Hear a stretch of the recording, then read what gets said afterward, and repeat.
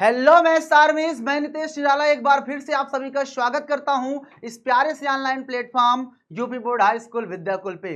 पढ़ाई के प्रति ईमानदारी रखो, कोसों दूर दुनियादारी रखो और हो जाओ बेवफा की दुनिया से, बस अपने लक्ष्य के प्रति ईमानदारी रखो। कैसे हो? आई होप आप सभी लोग बहुत बढ़िया होंगे और मैं आपका अपना साथी नितेश निराला सर एक बार फिर से आप लोग के सामने, अपने छोटे छोटे भाई बहनों के सामने इस प्यारे से online platform UP board high school Vidyakul पर एक बेहतरीन चैप्टर जिसका नाम है दो चर वाले रैखिक समीकरण, इस चैप्टर को लेकर के आ चुका हूं। बच्चों, ये आपके एनसीईआरटी बुक का चैप्टर नंबर 4 है। इस चैप्टर को हम अच्छे से जानेंगे, आखिर क्या क्या इसमें पढ़ना है वो सारा कुछ जानेंगे आज किस क्लास के अंदर। इस पूरे चैप्टर का complete chapter in one shot, एक ही शॉट में पूरे चैप्टर को हम फिनिश कर देंगे। तो रेडी हो क्या सभी लोग? आई होप आप सभी लोग बहुत ही शानदार तरीके से रेडी होंगे और आज किस क्लास की इस चैप्टर को ऐसी की तैसी करने के लिए भी हमारे साथ होंगे। तो जल्दी से जितने भी लोग हो, यूपी बोर्ड हाई स्कूल से हो, यूपी बोर्ड में टॉप करना चाहते हो, तो अभी जल्दी से इस प्यारे से ऑनलाइन प्लेटफॉर्म को सब्सक्राइब कर लो, क्योंकि मैं नितेश निराला सर इस यूपी बोर्ड के सभी बच्चों के लिए, स्पेशली हिंदी मीडियम के बच्चों के लिए एकदम से बेहतरीन तरीके से तैयारी करवाने के लिए आया हूँ। तो चलिए बिना किसी देरी के स्टार्ट कर लेते हैं, वरना कहोगे सर आगे बढ़िए आगे बढ़िए। तो देख सकते हैं आज की जो क्लास होने वाली है उस क्लास के अंदर हम लोग क्या क्या सीखेंगे। तो आप देख सकते हो कि रैखिक समीकरण क्या होता है। पहले तो हम ये जानेंगे इस चैप्टर में आज के कि आज की जो क्लास होगी बाबू, इस क्लास में हम ये देखेंगे कि आखिर ये रैखिक समीकरण क्या होता है। फिर उसके बाद दो चर वाला रैखिक समीकरण क्या होता है और उसके बाद हम इसका व्यापक रूप देखेंगे। समझ में आना? पहले रैखिक समीकरण जानेंगे, फिर दो चर वाला रैखिक समीकरण जानेंगे, फिर वो व्यापक रूप उसका क्या होता है वो जानेंगे और फिर इसकी तुलना करना भी सीखेंगे। साथ में यहीं पर आप लोग लिख लीजिए, चाहे तुलना करना भी सीखेंगे।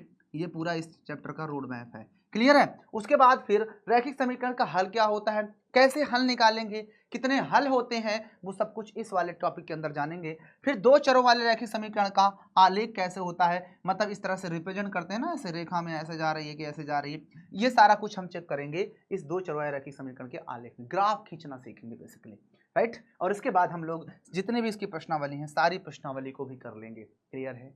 समझ में आई मेरी बात? क्या आप सभी लोगों को मेरी बातें समझ में आ गई होंगी? मजा आ रहा है ना? बहुत मजा आएगा। तो चलिए फिर आगे बढ़ते हैं और बेहतरीन तरीके से एक एक टॉपिक को उठाते हैं और उसको अच्छे से समझते हैं बिना किसी देरी के। तो चलें, ओके। तो इस सभी को देख लो, इसमें नोट करने वाली कोई जरूरत नहीं है, चाहो तो नोट कर सकते हो। ये रोड मैप है, कितना ही आपको इस चैप्टर में पढ़ना है। ओके, चलिए आगे आते हैं। तो सबसे पहले हम जानेंगे कि आखिर ये रैखिक समीकरण क्या होता है। रैखिक समीकरण की परिभाषा जानते हैं कि क्या होती है। अच्छा समझो, रैखिक समीकरण को मैं अगर एक छोटा सा एग्जांपल लिखूं, थोड़ा सा मैं एक छोटा सा उदाहरण लिखता हूं, उदाहरण तब आपको मैं बताने की कोशिश करता हूं। मैं एक उदाहरण लिखता हूं। मान लीजिए हम यहां पर लिख देते हैं कि 5x + 2 = 0। तो यहां पर आप देख सकते हो ये क्या है, एक रैखिक समीकरण है। समीकरण मतलब होता है जो इक्वल टू में लगा हो, ऐसे कुछ भी लिखा हो इक्वल टू के बाद तो समीकरण होता है। रैखिक का मतलब ये होता है चर की अधिकतम घात, चर की अधिकतम घात कितनी हो, चर की अधिकतम घात 1 हो। जब चर की अधिकतम घात 1 होती है तो वो एक रैखिक समीकरण होता है। क्लियर हो गया? यहां पर आप देख सकते हो कि हमारे पास जब समीकरण लिखा है तो इसमें चर है और चर की घात 1 है, तो ये रैखिक समीकरण है। आप कहोगे सर और भी हो सकते हैं, बिल्कुल हो सकते हैं। मान लो आपने लिख दिया कि 5x + 1/2 = 3, ये भी आपका रैखिक समीकरण है। ये पहला उदाहरण, ये दूसरा उदाहरण। आप और भी लिख सकते हो। तीसरा एग्जाम्पल आपके मन में आ रहा होगा सर x - 1 लिख दें, बराबर में 0 लिख दें, ये भी है क्योंकि यहाँ भी एक चर है और उसकी घात 1 है, रैखिक समीकरण है। आपके पास आगे बढ़ते हैं तो मान लो यहाँ पर लिख देते हैं हम 3x + 1/2 = -1, क्या ये भी है? बिल्कुल है। मैं आपके सामने लिख देता हूँ x² + 1/3 = 0, क्या ये रैखिक समीकरण है? तो आप कहोगे नहीं है। क्यों? क्योंकि अब यहाँ पर हाईएस्ट पावर जो है वो 2 आ गई। आपने पढ़ा है ना घात, में पहले पढ़ाया था वो घात क्या होता है बहुपद चैप्टर में, तो वहां पर घात क्या होती है, जो चर की अधिकतम संख्या होती है। तो यहाँ पे चर की अधिकतम संख्या 2 हो गई, तो अब ये 2 घात वाला हो गया। तो रैखिक समीकरण 2 घात वाला नहीं होता, अधिकतम 1 घात होनी चाहिए, जिस वजह से बेटा जी हम यहाँ से इस पावर को हटा देंगे। ये सारे एग्जाम्पल्स हैं, आपको इस तरह के एग्जाम्पल्स मुझे लिख करके भेजने हैं। आप लोग को भी इस तरह के कुछ एग्जाम्पल्स आप लोग को लिखना है और हमें कमेंट्स बॉक्स में भेज देना है। ओके, क्लियर हो गया? तो रैखिक समीकरण जान गए ना कि जिसमें चर की अधिकतम संख्या कितनी हो, 1 हो। अच्छा एग्जांपल से अगर बात करेंगे तो आप कुछ भी लिख सकते हो। मान लो हमने 5t + 1 = 0 लिख दिए, बिल्कुल यहाँ पर आपका ये t क्या है, वो चर का काम कर रहा है। ठीक है, कोई प्रॉब्लम नहीं। t के फॉर्म में हो, x के फॉर्म में हो, y के फॉर्म में हो, तो वही मौसी के फॉर्म में हो तब भी मान लो हम यहाँ पर लिख देते हैं 2 योर मौसी माइनस 1/2 इक्वल टू 3। तो यहाँ पर भी हमारे पास जो चर है बेटा, इस कंडीशन में हमारी यहाँ पर मतलब कि तुम्हारी जो मौसी हैं वो चर हो जाएंगी। क्लियर हो गया? सभी को मेरी बात समझ में आ गई ना कि चर और अचर क्या होता है? पता है, आप लोग को स्टार्टिंग वाले चैप्टर से ही बताया था। ओके, चलिए आगे बढ़ते हैं, नोट कर लीजिए इसको। अब आगे बढ़ते हैं, अब हम जानेंगे कि दो चर वाला रैखिक समीकरण क्या होता है। अभी हमने जान लिया कि समीकरण क्या होता है, रैखिक। अब दो चर वाले रैखिक समीकरण को जानेंगे। अच्छा, दो चर का मतलब क्या हो गया बेटा? दो चर का मतलब ये हो गया कि जिसमें दो चर हों, जिसमें दो अलग अलग चर हों, अलग अलग चर हों, अलग अलग चर हों। और बेटा जी जब अलग अलग चर होते हैं तब वो हमारा बनता है दो चर वाला रैखिक समीकरण। रैखिक मतलब तो जान ही गए कि अधिकतम पावर कितनी होनी चाहिए? एक होनी चाहिए। तो यहाँ पर जैसा हम एग्जांपल लिखते हैं, उदाहरण की बात करते हैं, उदाहरण। तो उदाहरण जैसे हमने लिख दिया कि हमने लिख दिया कि 5x + 2y = 1। तो यहाँ पर आप देखोगे बेटा जी, ध्यान से समझना, ध्यान से। यहाँ पर ये वाला एक चर है, ये भी चर है, और यहाँ पर आप देखोगे तो ये भी आपका एक चर है। तो कितने चर हो गए टोटल? दो चर हो गए। तो दो चर होने चाहिए अलग अलग, और रैखिक का मतलब ये होता है कि उन सभी की पावर एक हो। तो यहाँ पर जो भी हमारे पास चर है उन सभी की पावर कितनी है? एक है। तो ये दो चर वाला भी है और इसकी रैखिक समीकरण है, क्योंकि अधिकतम घात कितनी जा रही है? दो जा रही है, मतलब एक जा रही है। ओके, उदाहरण और भी हो सकते हैं, हम और भी उदाहरण लिख सकते हैं। बिल्कुल, जैसे हम लिख देते हैं कि 2x + y = -1। ये भी बिल्कुल, ये भी हमारा दो चर वाला है, क्योंकि x और y है, दो चर है और दोनों की पावर कितनी है? एक एक है। क्लियर है? ऐसा नहीं होना चाहिए कि मान लो हमारे पास एग्जांपल ऐसे लिख देते हैं कि 2x² लिख दिए प्लस का 3y = 0 लिख दिए, तब ये दो चर वाला नहीं होगा। क्यों? क्योंकि यहाँ पर दो चर तो है लेकिन ये आपका रैखिक नहीं होगा। रैखिक क्यों नहीं होगा? क्योंकि अब यहाँ पर अधिकतम पावर दो जा रही है, दोनों की पावर एक होनी चाहिए। ठीक है ना? दोनों की पावर कितनी हो? अधिकतम एक हो। तो यहाँ पर आपके पास पावर दो आ गई, तो ये हमारा दो चर वाला नहीं होगा, ये हमारा फिर दो चर वाला होगा, बट इसकी रैखिक समीकरण नहीं होगा, क्योंकि अधिकतम घात दो चली गई। अधिकतम घात एक होगी तभी वो रैखिक कहलाएगा। इसलिए अब हमारे पास जो समीकरण बन गया ये आपका दो चर वाला है। देखो ना, x और y, और ये रैखिक समीकरण है। कुछ और भी एग्जांपल्स हो सकते हैं, बिल्कुल। अगर मैं एग्जांपल्स की और भी बात करूं बाबू, तो और भी हो सकते हैं। जैसे 3 हो गए, चौथा एग्जांपल आप t के फॉर्म में ले लो। आपने आपके दे दिया 5t + 2s = 0 लिख दिए। तो ये भी आपके पास देखो t और s दो चर हो गए, और दोनों की पावर कितनी है? एक है। बात समझ में आई? ओके, चलिए एग्जांपल और देख लेते हैं। मान लो हमने लिख दिया कि t + 1/2y = 9। क्या ये दो चर वाला रैखिक समीकरण है? बोलो जल्दी बोलो। तो बिल्कुल है, क्योंकि यहाँ पर भी t है और यहाँ पर y है, और दोनों की अधिकतम पावर कितनी? एक है। तो ये सभी के सभी दो चर वाले रैखिक समीकरण होते हैं। क्लियर हो गया? तो दो चर वाला है और रैखिक समीकरण होता है। समझ में आई ये बात? अच्छा, अगर मैं इस व्यापक रूप की बात करूं कि दो चर वाला रैखिक समीकरण जो होता है उसका व्यापक रूप क्या होता है, तो क्या आप लोग जान पाओगे? तो दो चर वाला रैखिक समीकरण जो होता है वो आप देख सकते हो किस फॉर्म में जा रहा है। तो अगर मैं यहाँ पर थोड़ी देर के लिए व्यापक रूप इसकी बात करूं, इसका व्यापक रूप क्या होता है, तो आप जान जाना कि इसका व्यापक रूप क्या होता है। जिसे हम जनरल फॉर्म बोलते हैं या मानक रूप बोलते हैं, वो ये होता है इस तरह से, ax + by + c = 0। पॉइंट भी नोटेड डियर। यहाँ पर आप लोग ध्यान से देखिएगा, ax + by + c = 0 जो होगा वो हमारा हो जाएगा दो चर वाला रैखिक समीकरण। यहाँ पर नोट करो, a और b और c ये तीनों आपके वास्तविक संख्याएं हैं।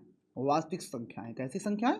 वास्तविक संख्याएं। और वास्तविक संख्या आपको पता है कि आपकी परिमेय और अपरिमेय दोनों हो सकते हैं, राइट? अब यहाँ पर अगर इस कंपेयर करोगे किसी भी एक इक्वेशन से, मान लो पहला इक्वेशन हमारे पास जो लिखा था उससे कंपेयर करोगे तो आराम से आप आंसर निकाल लोगे। क्या दिया था? 5x और फिर प्लस का 2y + 2y = 1। आपको जानते हो कि बराबर में 0 होता तो 1 इधर आएगा, तो 5x प्लस का 2y और 1 इधर आएगा तो माइनस का 1 बराबर 0 हो जाएगा। अब इसकी कंपेयर अगर हम ax और प्लस का by + c = 0 से करेंगे तो आप लोग आराम से यहाँ से a की वैल्यू समझ जाओगे कि 5 है, b की वैल्यू आराम से बता दोगे सर जी 2 है, एंड c की वैल्यू -1 है। इजी है ना? अब इससे आसान कुछ हो सकता है बबुआ? कुछ भी नहीं हो सकता। और आप लोग जान गए कि हमारा दो चर वाला रैखिक समीकरण होता है उसका व्यापक रूप ये होता है, a और b यहाँ पर और c तीनों वास्तविक संख्याएं होती हैं। क्लियर हो गया?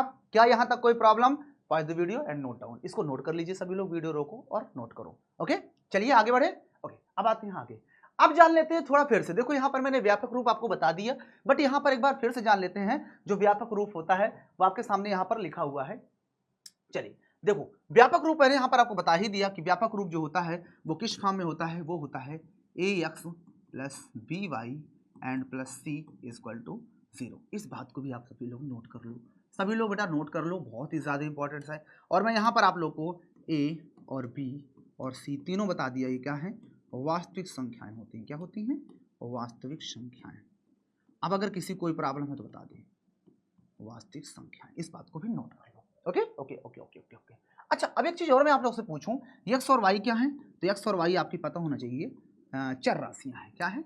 ये आपके चर राशि हैं जिसका मान बदलता रहता है। क्या हो गई ये? चर राशि। कैसी राशियां हैं? तो चर राशियां, है ना? क्लियर? ओके ओके, यहाँ तक कोई प्रॉब्लम? No problem. अच्छा, एक चीज मैं आप लोग को और बताना चाहता हूँ कि अगर हमारे पास ये दो चर हैं तो एक्स और वाई की वैल्यू हम कुछ भी रखेंगे। अगर मान लो एक्स की वैल्यू कुछ भी रख दिए तो वाई की वैल्यू कुछ भी आएगी, वाई की वैल्यू कुछ रखते हैं तो एक्स की वैल्यू कुछ ना कुछ आएगी। तो कहने का मतलब ये हो गया, आपको मैं एक बात यहाँ पर नोट करवा देता हूँ और यहाँ पर आप लोग ध्यान से देखिएगा। मान लो एक चर वाला रैखिक समीकरण हमने लिख दिया कि 2x + 1 = 0, तो सॉल्व करोगे तो 2x = 1 उधर माइनस में हो जाएगा, देन x बराबर -1/2 हो जाएगा। क्लियर हो गया? यहाँ तक कोई दिक्कत? यहाँ तक कोई दिक्कत?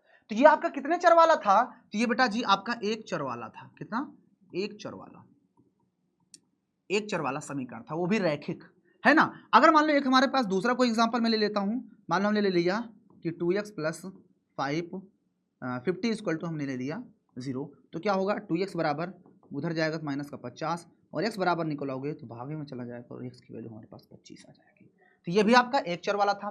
तो जब एक चर वाला रहता है तो देख सकते हो यहाँ पर कितने इसके मान निकल के आ रहे हैं, सिर्फ एक ही निकल के आ रहा है। जैसे इसको सॉल्व कर लिया, इसकी वैल्यू सिर्फ -1/2 आई, तो इसका सिर्फ एक ही मान आया, यहाँ पर भी एक ही मान आया। लेकिन अगर हम दो चर वाला लेते हैं बेटा जी, दो चर वाला, कितना? दो चर वाला रैखिक समीकरण, दो चर वाला रैखिक समीकरण,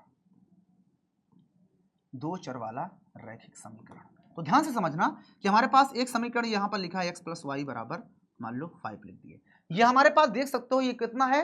दो चर आपको देखने को मिल रहे हैं इसमें बबुआ। कितने? दो चर देखने को मिल रहे हैं, x और y। तो इसके कितने मान हो सकते हैं? तो आपको मैं वही दिखाना चाहता हूँ। मान लो ऐसे मैंने ब्रैकेट बना दिया और ये हमने ऐसे कुछ खाने कर दिया। क्लियर है? ये हमने लाइन खींच दी, ये x हो गया और ये y हो गया।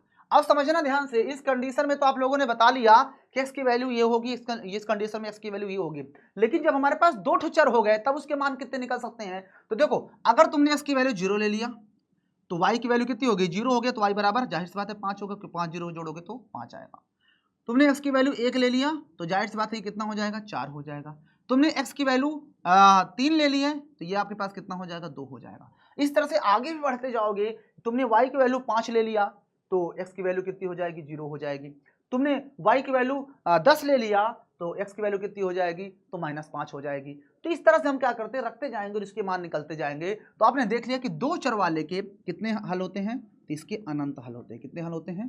अनंत हल होते हैं। इसके कितने हल होंगे बाबू? अनंत हल होंगे। इस बात को भी नोट कर लेना कि दो चर वाले रैखिक समीकरण के कितने हल होते हैं? तो अनंत हल होते हैं। इसको आगे जानेंगे जब हम समीकरण को हल करना सीखेंगे। बोलो यहाँ तक कोई प्रॉब्लम?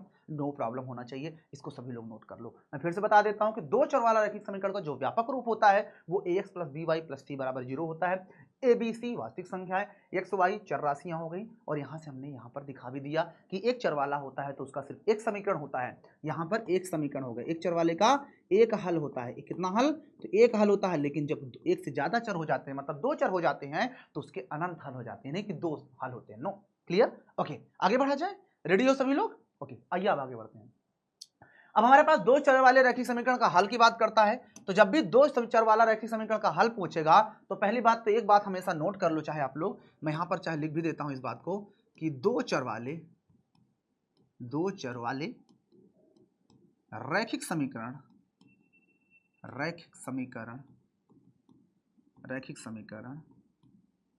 का अनंत हल होता है। कितना? अनंत हल होता है।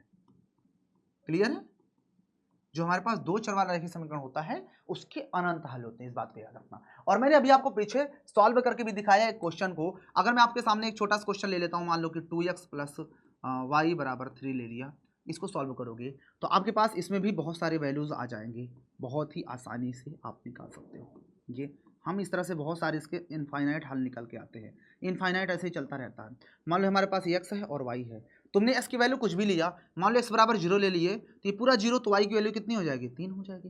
राइट। तुमने x की वैल्यू 1 ले लो तो 1 रखोगे तो 2 1 कम 2, मान लो इसमें तुमने x बराबर 1 रखा, 1 रखो तो कितना हो जाएगा 2 गुणित x बराबर 1 प्लस वाई बराबर 3, तो 2 1 कम 2 हो जाएगा प्लस का y बराबर 3, देन y बराबर कितना होगा 2 से 1, 3 में से 2 घट जाएगा तो 1 आएगा।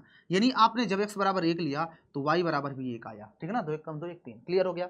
अब तुम ये ना कहो ना कि सर x की वैल्यू कुछ भी ले सकते हैं, जो मन में आए बाबू वो ले लो, तुम माइनस में लो प्लस में लो कुछ भी लो, तुम x की वैल्यू लो y की वैल्यू कुछ भी लो, जो मानोगे। अगर y मान रहे हो तो x की वैल्यू निकल के आएगी, x मान रहे हो तो y की वैल्यू निकल के आएगी, बात खत्म। तो आपने देख लिया कि जो हमारे पास दो चरवाहे रैखिक समीकरण होते हैं उसके इस तरह से आप अनंत हल निकाल सकते हो, कुछ भी रखते जाओ, है ना।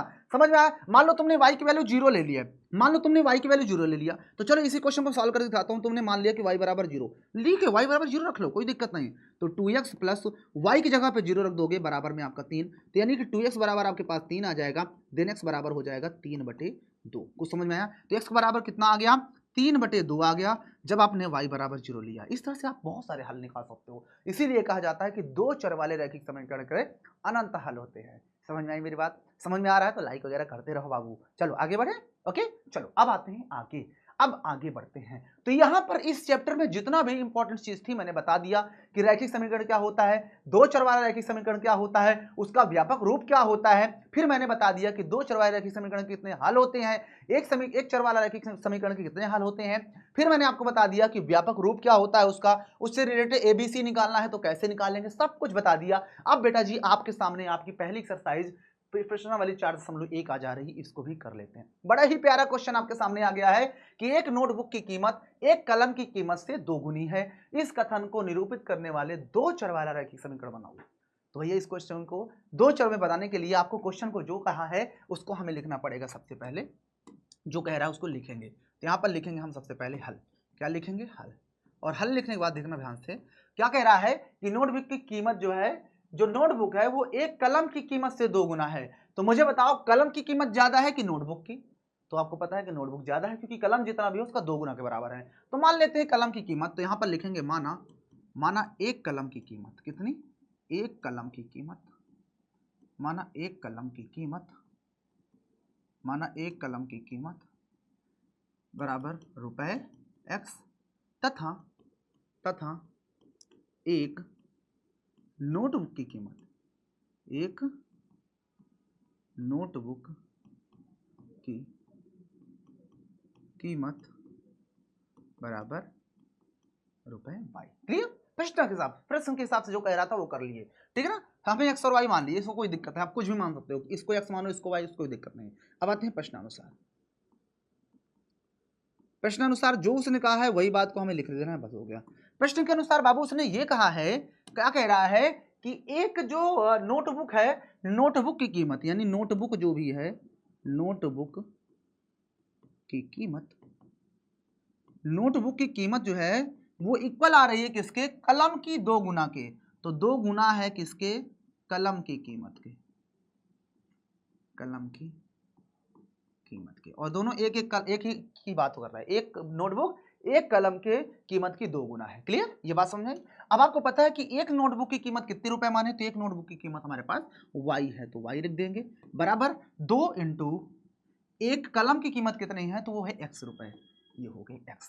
क्लियर है। तो इसको रैखिक समीकरण बनाना, तो आपको पता है जो व्यापक रूप होता है वो किस फॉर्म में होता है, व्यापक रूप आपको पता होना चाहिए, वो होता है ax plus by plus c equal to 0। क्या किस इस फॉर्म का होता है, आप लोग बताओ। तो बस x वाला पहले होता है तो इसको इधर लेके आओ, या एक काम हम ये कर सकते हैं कि हम ये 2x उधर ही है, रहने तो 2x उधर ही, और ये y उधर जाएगा तो माइनस का y हो जाएगा, और बराबर में क्या हो गया 0, बस हो गया। ये आपका हो जाएगा उत्तर। ये बन गया ना दो चर वाला रैखिक समीकरण, उत्तर हो गया। प्रश्न में यही कह रहा था कि इसको दो चर वाला रैखिक समीकरण के रूप में बनाओ, हमने बना दिया। क्लियर। क्या किसी को थोड़ा सा भी प्रॉब्लम है, अगर किसी को कोई प्रॉब्लम है तो वीडियो को पॉज करना, बैक करना, फिर से देख लेना, समझ में आ जाएगा। देखो बड़ा प्यारा क्वेश्चन है ना, लव यू किस यू फिर क्यों, बेहतरीन क्वेश्चन है। अब आपके सामने अगला क्वेश्चन आ चुका, बहुत ही प्यारा क्वेश्चन है। क्वेश्चन कह रहा है कि निम्नलिखित रैखिक समीकरण को भैया ax plus B Y plus C बराबर 0 के रूप में क्या करना है, इन सबको बनाना है और आपको एबीसी की वैल्यू भी बताना है। बड़ा प्यारा क्वेश्चन है। ax plus B Y plus C क्या होता था सर जी? ये तो दो चर वाला रैखिक समीकरण युग्म होता था। बस उसी को क्या कर देना है, आपको इन सबको पहले इस फॉर्म का बनाना है, फिर एबीसी की वैल्यू बता देना है। पर इतना इजी क्वेश्चन आता है भाई एग्जाम में। आइए हल करते हैं पहला क्वेश्चन। तो पहला हमारे पास क्वेश्चन लिखा हुआ है कि 2x प्लस का 3y इज इक्वल टू 9.35 के ऊपर बार। तो यहाँ पर दिस इंप्लाइज दैट लगाएंगे, हम क्या लिख देंगे 2x प्लस 3y, और आपको पता है इस फार्मूले में बराबर में 0 होता है, तो इसको सी वाले को भी इधर लाओगे तो माइनस का 9.35 के ऊपर बार बराबर 0। अब ये कह देना सर ये 5 के ऊपर लाइन क्या खींची है, बहुत मारेंगे, पहले चैप्टर में सिखाए थे पी बाई क्यू के रूप में बदलना आसान आवर्ती संख्याओं को, याद है ना। ओके, अब यहाँ पर ये बन गया पहला आंसर, तो बाबू यहीं पर हमारा खत्म हो गया, ये बन गया ax plus B Y plus C के फॉर्म में। फिर कहता है एबीसी के मान ज्ञात करो, तो लिखेंगे इसकी तुलना लिखना पड़ेगा बाबू इसको, इसकी तुलना ax plus B Y plus C equal to 0 से करने पर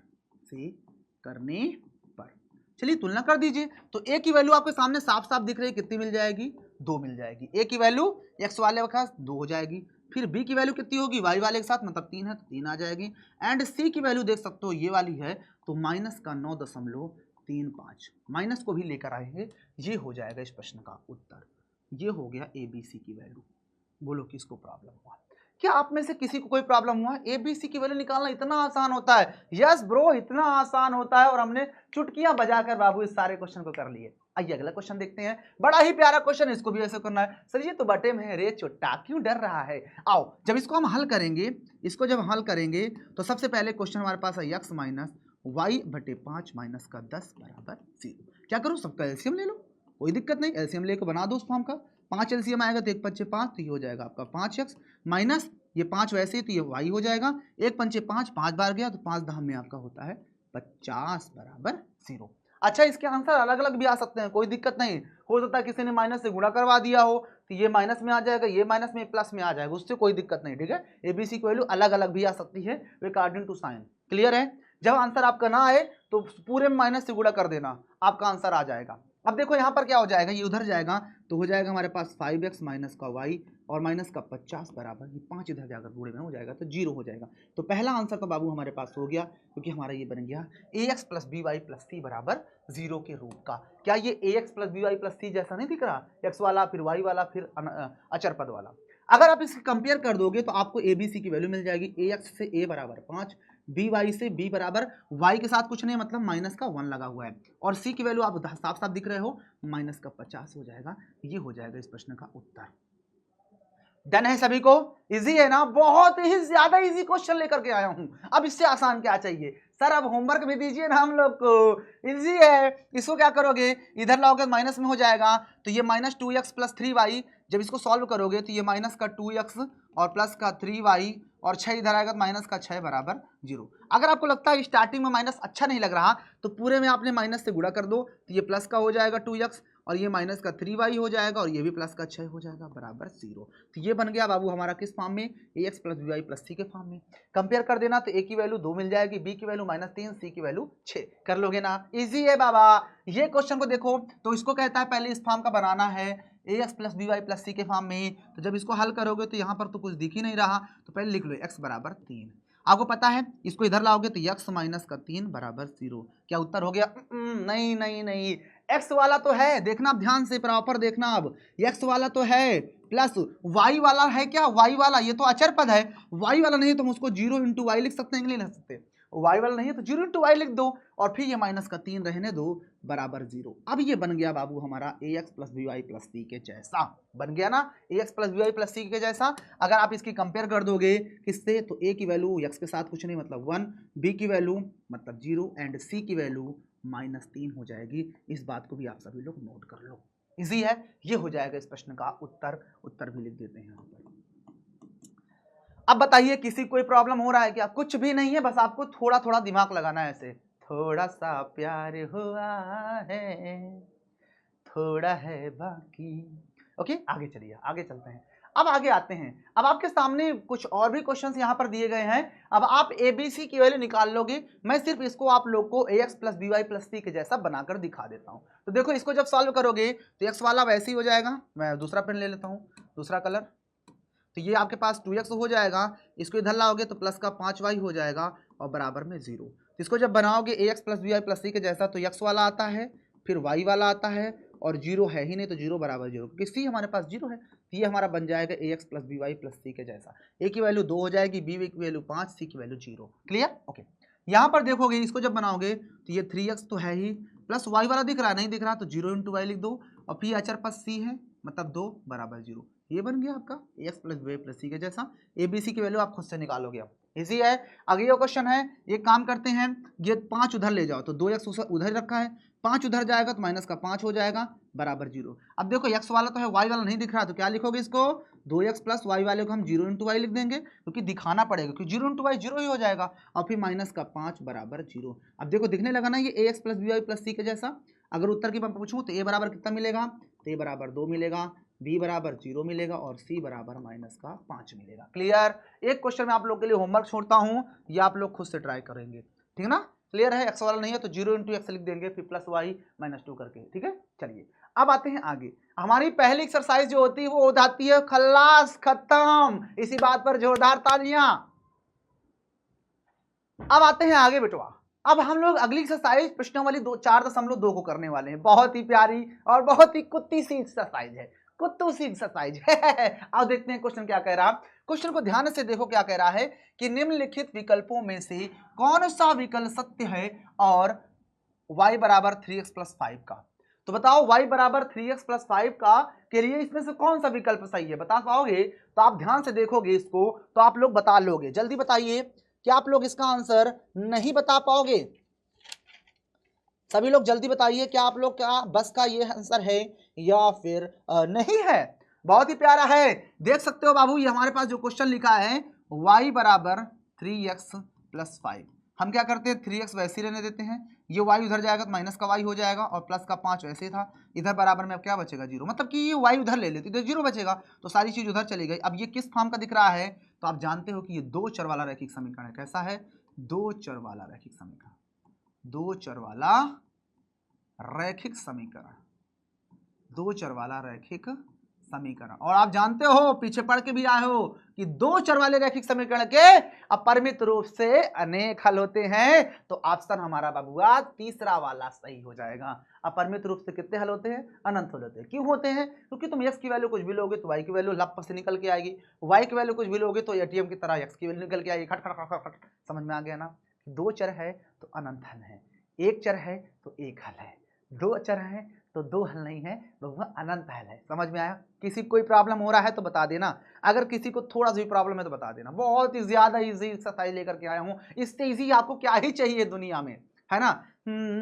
दुनिया में कितना गम है, मेरा गम कितना कम है, लोगों का गम देखा तो मैं अपना गम भूल गया, दुनिया में कितना गम है, मेरा गम कितना कम है। तो दुनिया में बहुत सारे गम हैं। आपको लगता है कि सिर्फ आपके ही पास परेशानियां हैं, लेकिन जब बाहर निकलो तो आपसे भी बड़ी बड़ी परेशानियां लोगों के पास है। जब आप देखोगे उनकी परेशानियां तो आपकी परेशानी इतनी सी नजर आएगी। इसलिए जो भी है आपके पास खुश रहना सीखो, है ना? तो चलो आगे बढ़ते हैं, तो परिमित रूप से अनेक हल हो जाए। क्लियर है? और मैं आपको बताना चाहूंगा कि मेरे हर चैप्टर्स के वीडियोस ऐसे ही आपके सामने आएंगे और हफ्ते में सिर्फ एक वीडियो आती है। जान लो, एक हफ्ते में एक वीडियो आती है, वो भी ट्यूसडे वाले दिन। किस दिन? ट्यूसडे के दिन आती है, मतलब कि बुधवार को ना। ट्यूसडे मतलब क्या होता है? बुधवार ही होता है ना, बुधवार। और बुधवार को शाम 5 बजे, कब? शाम 5 बजे मेरी वीडियो आती है। तो आप आराम से एक हफ्ते तक इस वीडियो को देखो, जरूरी थोड़े कि एक ही बार में देख डालो, आराम से एक हफ्ते में एक बार दो बार देख डालो तो क्या होगा, सारा कुछ क्लियर हो जाएगा। क्लियर है? तो ट्यूसडे मतलब क्या होता है? मंडे, फिर ट्यूसडे, यानी कि सोमवार के बाद मंगलवार को, मंगलवार लिखेंगे ना, ये ट्यूसडे नहीं बल्कि मंगलवार लिखेंगे ना, यहाँ पे मंगलवार, ट्यूसडे मतलब मंगलवार होता है बबुआ ना, क्या ही बता रहे हो आप लोग, मंगलवार। तो मंगलवार के दिन आप लोग की ये वीडियो आती है, तो आप जरूर देख करो और एक हफ्ते आराम से रगड़ के देखो, कोई दिक्कत नहीं, फिर अगले बार आती है। क्लियर है? तो जैसे अभी ये वीडियो आ गई तो अगले मंगलवार को फिर वीडियो आएगी। क्लियर? चलो अब आते हैं आगे। अगला क्वेश्चन हमारे पास देखो क्या कह रहा है, पढ़ते हैं और करते हैं। निम्नलिखित समीकरण में प्रत्येक समीकरण का 4 हल ज्ञात करो। बाबू कितना हल ज्ञात करना है? 4। अभी पीछे निकालना सिखाया हूं ना, क्योंकि हमें पता है कि 2 चरवाहा रैखिक समीकरण तो उसके अनंत हल होते हैं, तो कहता है ना सिर्फ 4 ठो निकाल के दिखा दो बस। तो आइए दिखा देते हैं, क्या दिक्कत है। तो हमारे पास जो पहला क्वेश्चन है ये क्वेश्चन है, हम इसको जब हल करते हैं तो देखो ध्यान से, 2x प्लस वाई बराबर 7। आप कुछ भी x की वैल्यू ले लो, यहाँ पर आप लिखोगे यदि x बराबर 0, यदि x बराबर 0, तो रखो x बराबर 0, तो 2 इंटू एक्स बराबर 0 और प्लस y बराबर 7। तो कहने मतलब 0 हो जाएगा तो y बराबर कितना आ गया? 7। अतः हमारे पास जो बिंदु बनेंगे, अतः बिंदु क्या बनने वाले हैं? बिंदु पहले x लिखते हैं मतलब 0 और फिर 7। क्लियर हो गया? ये हमारा पास पहला बिंदु हो गया। क्लियर? ये हमारा पहला बिंदु हो गया। फिर लिखेंगे आगे, फिर से आगे करते हैं इसी के आगे, मैं इधर कर देता हूँ यहाँ पे। यदि आपने क्या किया, x बराबर आपने कितना ले लिया, x बराबर 1 ले लें, चलो x बराबर 1 ले लो, तो 2 इंटू एक्स बराबर 1 रख दो प्लस y बराबर 7। ये 2 1 2 हो जाएगा और प्लस का y इक्वल टू 7। तो यहाँ से y बराबर निकालोगे, 7 से 2 क्या होगा माइनस, तो 5 बचेगा। कितना? 5 बचेगा ना। इसका मतलब हमारे पास जो दूसरा बिंदु हो जाएगा, दूसरा बिंदु पहले x लिखते हैं मतलब 1 और बाद वाला बिंदु 5। ठीक है, दो हल निकाल दिया। अब तीसरा हल निकाल देते हैं। तीसरा हल हम ये कह देते हैं, यदि आप y को भी मान सकते हो, कोई दिक्कत नहीं।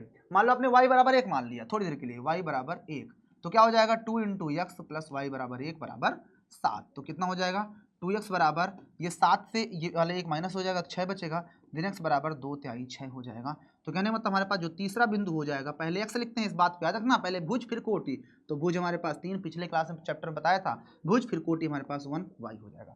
3 हल निकाल लिए ना। इसी तरह से बाकी के 2 भी हल निकल आएंगे। तो बाकी के 2 हल निकाल दूँ, दो हल कहाँ निकाल दो, 2 हल निकाल देता हूँ। चलो यहीं पे आगे निकाल देते हैं। यदि हम क्या कर देते हैं, मान लो आपने x बराबर मान लिया, x बराबर y बराबर 0 भी ले सकते हो, कोई दिक्कत नहीं। चलो y बराबर आपको लिखता है, y बराबर हम 0 ले लेते हैं, कोई दिक्कत नहीं, y बराबर 0, तो 2x प्लस y बराबर 0 बराबर 7। वैसे क्या होगा, थोड़ा पॉइंट में आ जाएगा, तो 2x बराबर हमारे पास हो जाएगा 7, दिन x बराबर हमारे पास हो जाएगा 7/2। तो बिंदु हमारे पास जो चौथा निकल के आएगा, वो पहले x लिखते हैं मतलब कि 7/2 और कामा y हमारे पास 0 दिया है। क्लियर? तो हमारे पास 4 बिंदु आ गए। देखो 1 2 3 4 हल निकाल लिए पहले क्वेश्चन के लिए। अब क्या करोगे, आप चाहो तो इस सारे बिंदुओं को आप एक फिगर में भी दिखा सकते हो इस तरह से। मेरे पास ऊपर जगह नीचे जगह नहीं है, इसलिए मैं ऊपर बना देता हूँ। ठीक ना, ये बना दिया और चारों हल इसमें दिखा दीजिए। ये 1 हल के लिए, 2 हल के लिए, 3 हल के लिए, 4 हल के लिए। यहाँ x लिख दो और यहाँ पे y लिख दो, जो भी आपने 4 हल निकाले लिख दो। तो देखो आपने पहले कौन सा हल निकाला, तो पहले आपने बिंदु हमारे पास 0, 7 यानी x 0 लिया तो y 7 आ गया, पहला हल हो गया। फिर आपने जब x बराबर 1 लिया तो y बराबर 5 आ गया, दूसरा हल हो गया। फिर x बराबर आपने 3 लिया, यानी y बराबर आपने 1 लिया तो x बराबर 3 आ गया। फिर आपने y बराबर 0 लिया तो x बराबर हमारे पास कितना आ गया, 7/2। इस तरह से निकालना है। इसी है ना, बोलो किसको मेरी बात समझ में नहीं आई? क्या हर किसी को ये सारी बातें समझ में आ रही? बहुत ही ज्यादा इजी, इससे आसान कुछ भी नहीं है। क्लियर है? Okay okay okay okay okay okay okay. अब देखो अगला जो क्वेश्चन है, इस क्वेश्चन को भी देख लो। इस क्वेश्चन के मैं हल निकालूंगा, लेकिन मैं इस क्वेश्चन में 4 हल नहीं निकालूंगा, मैं मात्र आपके सामने 2 हल निकाल के दिखा दूंगा। बाकी आप लोग खुद से घर पे कर लोगे ना। मैं मात्र 2 हल निकाल दूंगा इस क्वेश्चन के लिए। तो यदि हमारे पास हम ले लेते हैं, यदि x बराबर 0, x वाले को 0 आसान है, x बराबर 0 ले लो। जैसे x बराबर 0 लोगे रख दो, पाई इंटू एक्स बराबर 0 प्लस y बराबर 9। तो ये पूरा 0, तो y बराबर कितना आ जाएगा 9। तो हमारे पास जो पहला बिंदु बनेगा, पहले x लिखते हैं मतलब 0, फिर बाद में y 9। ठीक है, पहला पॉइंट। आप मैं दूसरा भी निकाल के दिखा देता हूँ। यदि आपने कितना लिया, मान लो x बराबर आपने फिर से ले लिया, x बराबर 1 ले लो, तो x बराबर 1 ले लो, तो पाई इंटू एक्स बराबर 1 रख दो और प्लस का y बराबर 9। तो यहाँ से ये पाई बनेगा और प्लस का y बराबर 9। देन आप y बराबर निकालना चाहोगे तो पाई उधर किस में जाएगा, माइनस में, तो 9 माइनस पाई हो जाएगा ये y की वैल्यू। तो यहाँ से हमारे पास जो दूसरा बिंदु बन के आएगा, दूसरा बिंदु वो पहले x लिखते हैं मतलब 1, फिर बाद वाला आ गया 9 माइनस पाई। क्लियर? तो 2 बिंदु मैं आपको निकाल के दिखा दिया, बाकी बिंदु आप इसी तरह से निकाल लोगे। बस मैं 2 बिंदु यहाँ पर लिख के दिखा देता हूँ, बाकी आप लोग खुद से इसको फिलअप करोगे। हाँ, ये 1 बिंदु के लिए, 2 बिंदु के लिए, 3 बिंदु के लिए, 4 बिंदु के लिए x और y। ठीक है ना। आपने x बराबर कितना लिया 0, तो y बराबर 9 आ गया। जब आपने x बराबर 1 लिया तो 9 माइनस पाई आ गया, x बराबर 1 ले लिए तो ये आपके पास आ गया 9 माइनस पाई। अब ये वाले दो फिलअप आप लोग खुद से भरोगे, इसका आंसर क्या होगा? क्लियर है? कर लोगे ना? इजी है, सेम प्रोसेस से करना है। कुछ भी लो x की वैल्यू, कुछ भी लो y की वैल्यू, आंसर निकलता चला आएगा। डन? ओके, मजा आ रहा है तो लाइक वगैरह भी कर दो नालायकों। मेरा गला सूख रहा है और आप लोगों की पानी भी नहीं पिला रहे हो, मतलब कुछ भी पानी भी नहीं। देखो क्या ही किस्मत है मेरी। चलिए आगे बढ़ते हैं, आगे बढ़ते हैं बबुआ, आगे बढ़ते हैं। अब अगला देखो हमारे पास, ये भी क्वेश्चन है, इसमें भी 4 हल बताना है, ये भी 4 हल बताने हैं। तो मैं इसको डायरेक्ट कर दूं, आप लोग अपना लिख लेना। देखो कितना आसान है, y वाले को मानते जाओगे x वाला बड़े आसानी से निकलता जाएगा। देखो इसमें जब भी मल्टीपल ऐसे दिया हो तो आसान कैसे होगा? सोचो, अगर आप x को मानोगे तो बड़ा कठिन वाला काम है। आप y को मानो ना, तो y बराबर आप 0 ले लो। चलो y बराबर 0 लोगे तो 0 इंटू 4, तो x की वैल्यू भी 0 हो जाएगी। आपने x y बराबर 1 ले लो तो y और 1 और 1 चौके 4, ये 4 हो जाएगा। आपने y की वैल्यू 2 ले लिया तो 2 चौके ये 8 हो जाएगा। एक अभी हमें और निकालना था, ये लो एक और निकाल देते हैं, एक और निकाल दो। अब तुमने y की वैल्यू मान लो कि कितना ले लिए, 3 ले लो। चलो y की वैल्यू 3, तो 3 चौके 12 आ गया। इस तरह से आप लोग बहुत सारे वैल्यूज निकाल सकते हो, कोई दिक्कत है। इसके अनंत हल होते हैं, इसीलिए कि 2 चर वाला रैखिक समीकरण होता है तो उसके अनंत हल होते हैं। अगर इसको तुम चाहो तो व्यापक रूप कैसे लिखोगे? पहले x आता है, फिर y वाला 4y, और c वाला है नहीं तो c को 0 लिख दो बराबर 0। ये बन जाएगा इसका 2 चर वाले रैखिक समीकरण का व्यापक रूप। ये भी जानते रहो एग्जाम में आता है, c वाले को छोड़ना देना कि 0 ना लिखो, जिससे नंबर चीजें काट भी लेते हैं, ठीक है ना। बट आपको दिखाना है बिल्कुल, ए बी और सी दिखना चाहिए। Clear? Okay okay okay okay. चलिए आगे बढ़ते हैं बेहतरीन तरीके से। अगला हमारे पास क्वेश्चन है कि बताइए कि निम्नलिखित हलों में कौन समीकरण इतने का हल और कौन कौन नहीं है। बड़ा ही प्यारा क्वेश्चन है। आप जानते हो कि हमारे पास जो समीकरण दिया गया है वो दिया गया x माइनस 2y बराबर 4। यहाँ पे x और y की वैल्यू यही है, पहली वाली होती है x की वैल्यू, बाद वाली y की। जो वैल्यू रखने पर x और y रखने पर इक्वल दे देगा वही हमारा हो जाएगा। अगर आप 0 और y रखोगे तो x बराबर 0 रखो, मान लो 0, और फिर 2 इंटू वाई बराबर कितना रखना है 2, तो कितना दे देगा बताओ?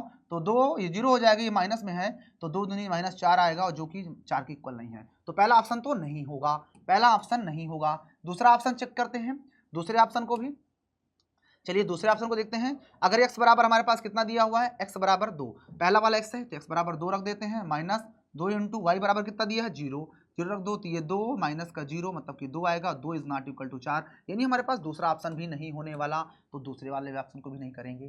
तीसरा ऑप्शन देख लो, 4 और 0। अब देखो x बराबर आपको 4 रखना है, x बराबर कितना ले रहे हो, x बराबर 4, तो x बराबर 4 रख दो, और माइनस 2 इंटू वाई बराबर कितना रखना है 0, तो वाई बराबर 0, 4 माइनस 2 0 0, तो कितना आया 4 बराबर 4 होता है। इसका मतलब हमारा ऑप्शन तीसरा वाला सही होगा और बाकी सब गलत हो जाएंगे। क्लियर है? क्लियर है तो हमारा ऑप्शन थर्ड वाला सही होगा। ऐसे चेक करना है क्योंकि उसने ऑलरेडी बोल दिया है कि कौन किसका हल है। जो जिसका हल होगा तो एक्स और वाई वैल्यू रखेंगे तो एलएचएस और आरएचएस का लाना चाहिए। तो हमने एक्स की जगह पे 4 रखा और वाई की जगह पे 0 रखे और आगे हमारा एलएचएस आरएचएस के बराबर, इसलिए हमारा ऑप्शन तीसरा सही होगा। इजी है, बहुत ही ज्यादा इजी। अब क्या ही चाहिए बबुआ, आओ आगे बढ़ते हैं।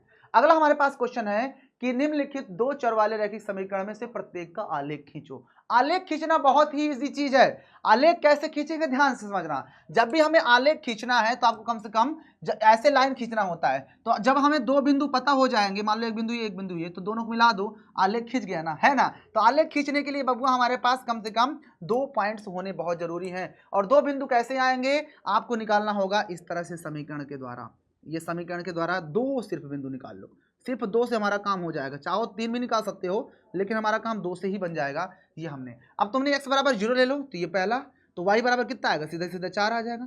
तुमने y बराबर 0 ले लिया तो x बराबर 4 आ जाएगा ना, y बराबर 0 तो 4 आ जाएगा। क्लियर? अब इसको कहता है आलेख खींचो, तो आलेख खींचने का मतलब ये हो गया कि आपके सामने ये x अक्ष है और ये y अक्ष है। मतलब समझ में आया कि एक x अक्ष हो गया और y अक्ष एक होता है। तो इसका मतलब आप इसको x अक्ष ले लीजिए कि आपका ये x अक्ष है और ये आपका बेटा y अक्ष है। ये कौन सा अक्ष हो गया, y अक्ष हो गया। बेटा इस बहुत मुझे मेहनत लग रही है इस वीडियो को बनाने में, पूरे मन के साथ इस वीडियो को बना रहा हूं और ये वीडियो बेहतरीन तरीके से आपको देखना है। और आपको मेरी मेहनत लगता है कि मैं सच में मेहनत कर रहा हूं तो एक लाइक, सब्सक्राइब और शेयर बिल्कुल करना मत भूलना। मेरे दोस्त, मैं सिर्फ आप लोग के लिए मेहनत कर रहा हूं और आपको लगता है कि मैं मेहनत सच में कर रहा हूं, आप कंटेंट और पीपीटी का पूरा डिजाइन देखकर आपको लगता है कि हाँ इस पर मेहनत की गई है और सर जो पढ़ा रहे हैं वो भी सच में बहुत मजा आ रहा है पढ़ने में, सब कुछ समझ में आ रहा है, सर मेहनत कर रहे हैं, तो एक लाइक सब्सक्राइब शेयर करना है, इसके अलावा कुछ भी नहीं चाहिए मुझको। Done. Okay okay okay okay okay. अब बढ़ते हैं क्वेश्चन पर, ध्यान से देखना। हमारे पास ये 0 होता है, ये 1 होता है, फिर ये 2 होता है, 3 होता है, 4 होता है, 5 होता है। इधर भी 1 होता है, 2, फिर ये 3, ये 4 और नीचे -1, -2, -3। माइनस हमारे पास कोई नंबर नहीं है तो हम ज़्यादा माइनस में नंबर को नहीं लिखेंगे, बस हो गया। अब हमारे पास पॉइंट्स हमारे पास देखो कौन कौन से हैं। तो पहला पॉइंट ये है, मतलब 0 x और फिर y। ये दूसरा पॉइंट हमारे पास है 4, 0। बस यही पॉइंट्स को हमें रिप्रेजेंट कर देना, एक लाइन मिल जाएगी। तो x बराबर 0, y बराबर 4। तो अगर x हमारा 0 है, y दिया है, तो y h पर रह जाएगा ना, तो x बराबर 0 और y बराबर 4, यानी ये वाला पॉइंट हमारा यहाँ पर हो जाएगा। अगर मैं इस पॉइंट को नाम देना चाहूँ तो a दे सकता हूँ, बाद वाले को मैं b दे देता हूँ। फिर y बराबर x बराबर 4, x बराबर 4 और y बराबर 0, तो इसका मतलब पॉइंट हमारे पास एक यहाँ आएगा। तो ये वाला पॉइंट हमारा a, ये वाला पॉइंट हमारा b। बस इन्हीं दोनों पॉइंट्स मिल जाते हुए हम एक लाइन खींच देते हैं। दिस इज द आलेख। ये आलेख खींच दिए। चाहो तो इस लाइन को नाम भी ले सकते हो, जो हमारे पास नाम था इस लाइन का, क्या था, x + y बराबर 4। हो गया उत्तर। बस इतना काम करना है, इजी है ना। मैं आपको हल निकालना तो पहले भी सिखा चुका हूं, बस वही वैल्यू इसमें धाई दो और धा के रगड़ दोगे तो हमारा क्या होगा, 2 ही बिंदु मिलना चाहिए। 2 बिंदु से हम रेखा खींच सकते हैं बाबू, सिर्फ 2 बिंदु निकालो। 3, 4, 5 निकालने की कोई आवश्यकता नहीं। अगर कह रहा कि 4 हल निकालो तो वो हल निकाल दो, लेकिन आपको आलेख खींचने के लिए मात्र 2 बिंदु ही काफी है। 2 बूंद जिंदगी के लिए, है ना। चलिए आगे बढ़ा जाए। ओके ओके ओके, आइए आगे बढ़ते हैं बबुआ। ये क्वेश्चन हमारे पास ये वाला है। आइए एक क्वेश्चन और देख लेते हैं। ये भी बहुत प्यारा क्वेश्चन है, बहुत आसानी से हो जाएगा।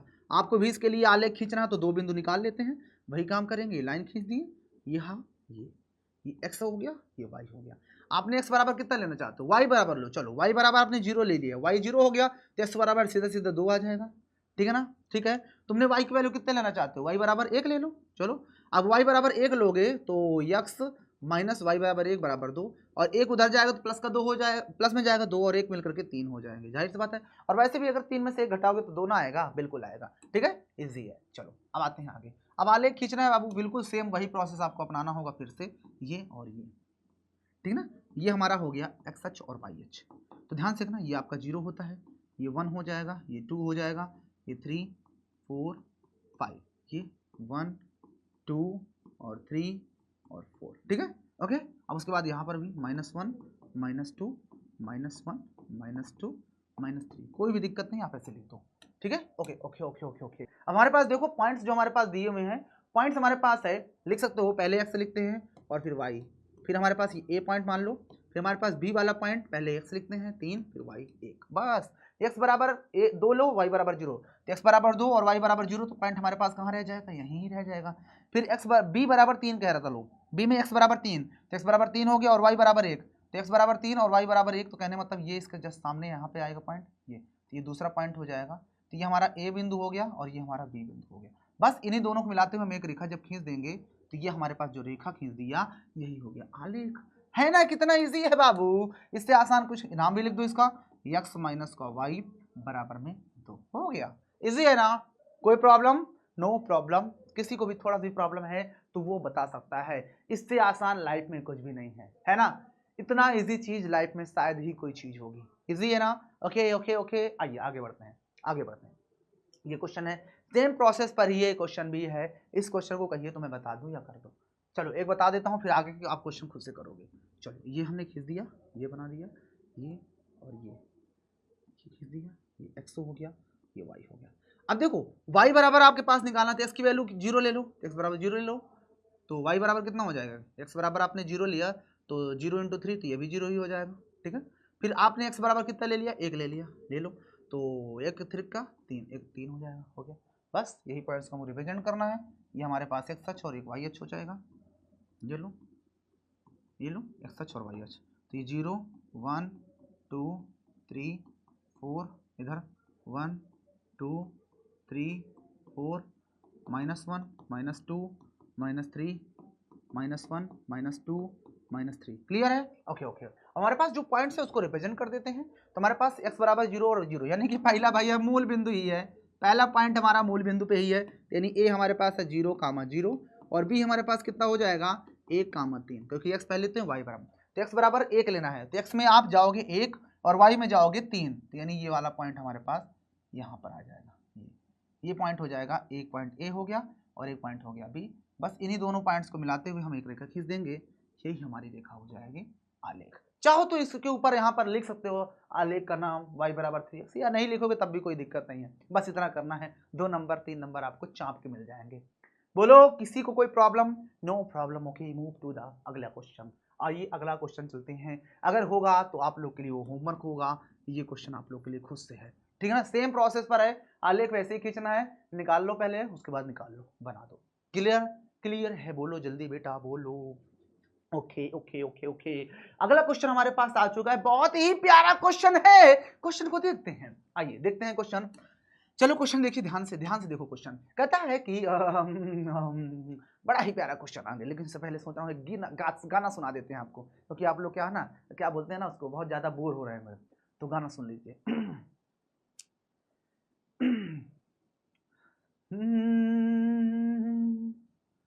दुनिया ने ठुकराया है, बस तुमने अपनाया है, दुनिया ने ठुकराया है, बस तुमने अपनाया है, दिल को इतना चैन मिला, सबने कितना सताया है, अपना है एक सपना, बस तू ही हो अपना, अपना है एक सपना, बस तू ही हो अपना, बाहों में आ जाओ, सपनों में खो जाओ, तुम दिल की धड़कन में रहते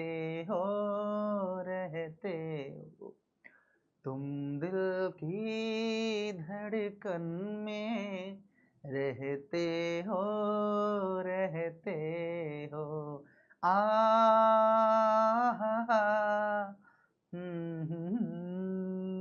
चलिए अच्छा क्वेश्चन पे आते हैं, वरना भावनाओं में बह जाएंगे आप लोग भी।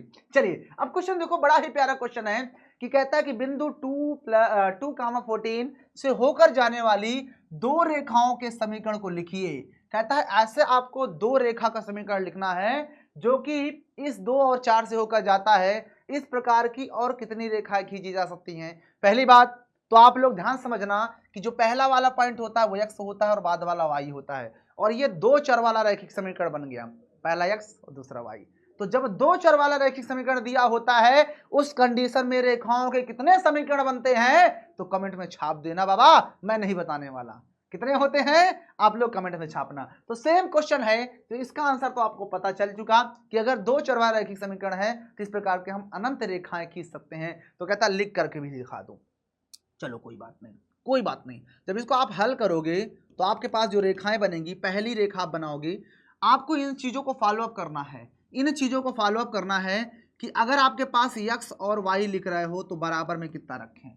यानी आपके पास x की वैल्यू 2 दे दिया और y की वैल्यू 14 दे दिया, तो 2 और 14 को जोड़ोगे तो बाबू कितना हो जाएगा 16। इक्वेशन नंबर पहली बन गई, है ना, कितना आसानी से बना दिया, पता भी नहीं चला। हमारे पास x की वैल्यू 2 है और y की वैल्यू 14, तो 14 और 2 कितना होता है 16, इधर रख देंगे। अब x और y रख के देखो ना, अब क्या बराबर नहीं आएगा, दोनों पक्ष आएगा, बिल्कुल आएगा। ये बन गया समीकरण। आप कहोगे सर दूसरा कोई बनाकर दिखाओ, बिल्कुल हमने इस x के साथ हमने क्या कर दिया, मैंने यहाँ पर x और माइनस का y कर दिया, तो अब बताओ क्या होगा, माइनस लगा दिया। तो कहोगे सर s की वैल्यू तो 2 रखेंगे और माइनस y की वैल्यू 14 रख देंगे, तो 14 और 2 माइनस में है, ये वाला अपोजिट साइड में तो घटेगा, तो कितना बचेगा 12, लेकिन बड़ा नंबर माइनस में है तो माइनस लग जाएगा। ये लो दूसरी लाइन बन गई भैया, ये दूसरी लाइन बन गई। अब बताओ क्या चाहिए, तो 2 बनाना था तो 2 बना दिए। सर दिए और कुछ बना कर दिखा दीजिए।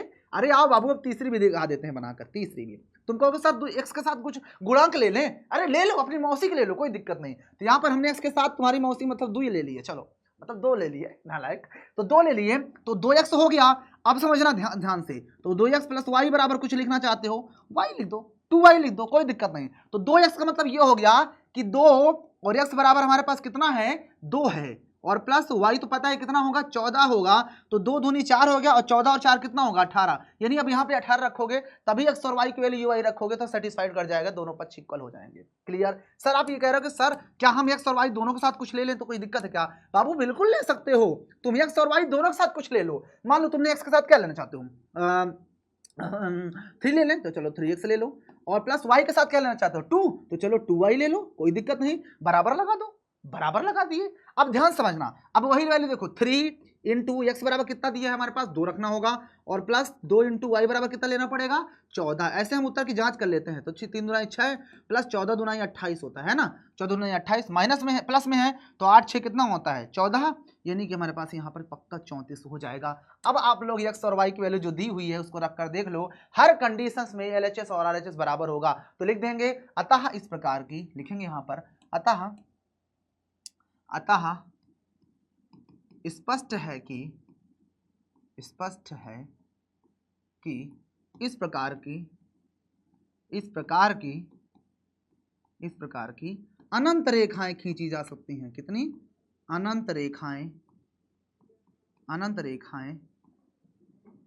खींची जा सकती हैं। बस हो गया उत्तर। उस प्रश्न में यही पूछा गया था बाबू। सभी लोग जल्दी से बता दीजिए कितने लोग हैं जिन्हें हमारी बात समझ में नहीं आई। आ गया ना सब कुछ समझ में, सब कुछ समझ में आएगा। बस आप लोग जस्ट चिल रहो ब्रो, बस चिल रहो, सारी चीजें आप लोग को समझ में आएंगी बेहतरीन तरीके से, लाजवाब तरीके से।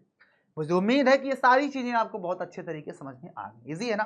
तो आप लोग इस तरह की अनंत रेखाएं, अब आप लोग इस तरह की कम से कम 5 रेखाएं बनाकर मुझे कमेंट करके बताओगे, ठीक है? 5 रेखाएं आप लोग खुद से बनाओगे। ओके ओके ओके ओके, जल्दी बताओ बाबू, ठीक है? Okay okay okay. आइए चलते हैं अगला क्वेश्चन। आइए अगला क्वेश्चन देखते हैं क्या कह रहा है बाबू। अगला क्वेश्चन देखते हैं। अगला क्वेश्चन ये है, ये क्वेश्चन बड़ा ही प्यारा और बहुत ही इजी क्वेश्चन है।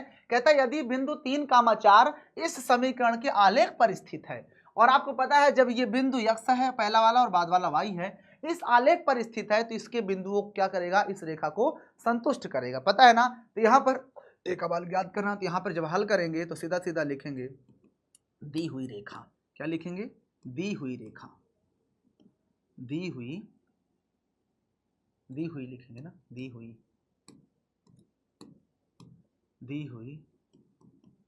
रेखा का समीकरण, दी हुई रेखा का समीकरण कितना दिया हुआ है 3y = ax + c1।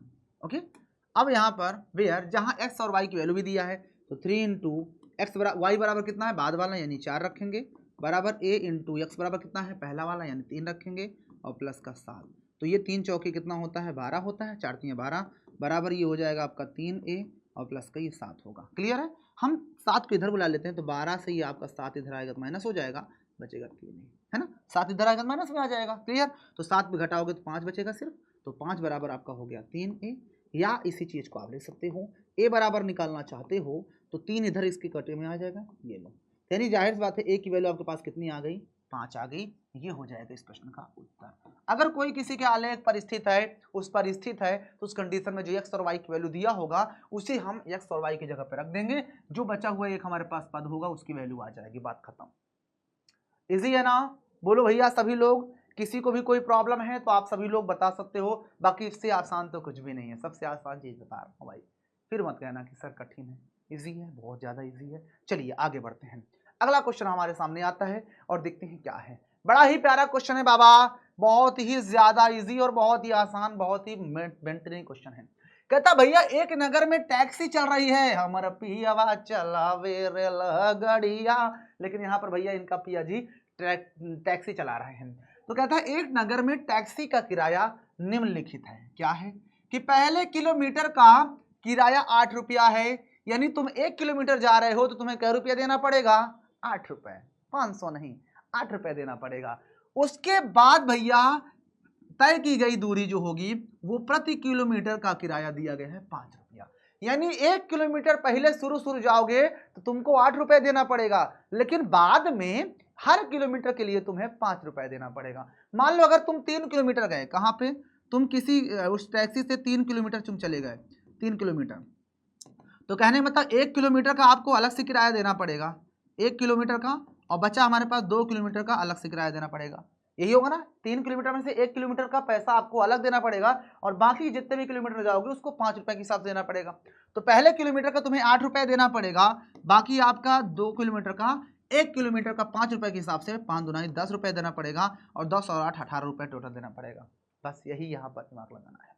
यहाँ पर भी वही दिमाग लगाना है। अगर वो 3 किलोमीटर गया है तो 1 किलोमीटर का पहले निकाल देंगे। तो अगर मान लो वो x किलोमीटर गया होता, x किलोमीटर, तो x किलोमीटर में से पहले हम एक किलोमीटर को हटा देते, तो इसका आपको कितने रुपए देना पड़ता, 8 रुपए, यानी इतने का आपको देना पड़ता, 1 रुपए हटा देंगे x को, तो 1 किलोमीटर को उसे 8 रुपए देना पड़ेगा और बचेगा अब कितना, तो भैया x किलोमीटर में से 1 किलोमीटर का तो 8 रुपए देना पड़ रहा है, अब x में से 1 किलोमीटर हट गया तो x माइनस 1 किलोमीटर बचेगा, इतने का उसे 5 रुपए के हिसाब से किराया देना पड़ रहा है। बस यही हमको क्वेश्चन में कर रहा है। तो आइए क्वेश्चन को पढ़ते हैं और करते हैं, बड़ा ईजी है, बस समझदार क्वेश्चन है, समझना पड़ेगा बस।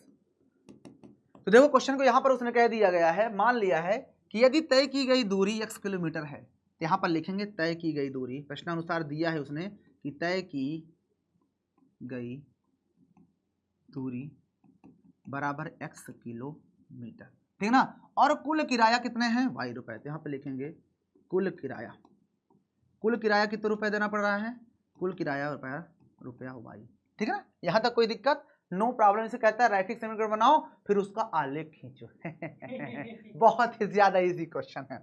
अब देखना ध्यान से, इसे हमें क्या करना है, 2 चर वाला रैखिक समीकरण बनाना है। तो आप ध्यान समझना, इस चीज को मैं यहाँ पे करता हूँ, यहाँ पे लिखेंगे कुल किराया,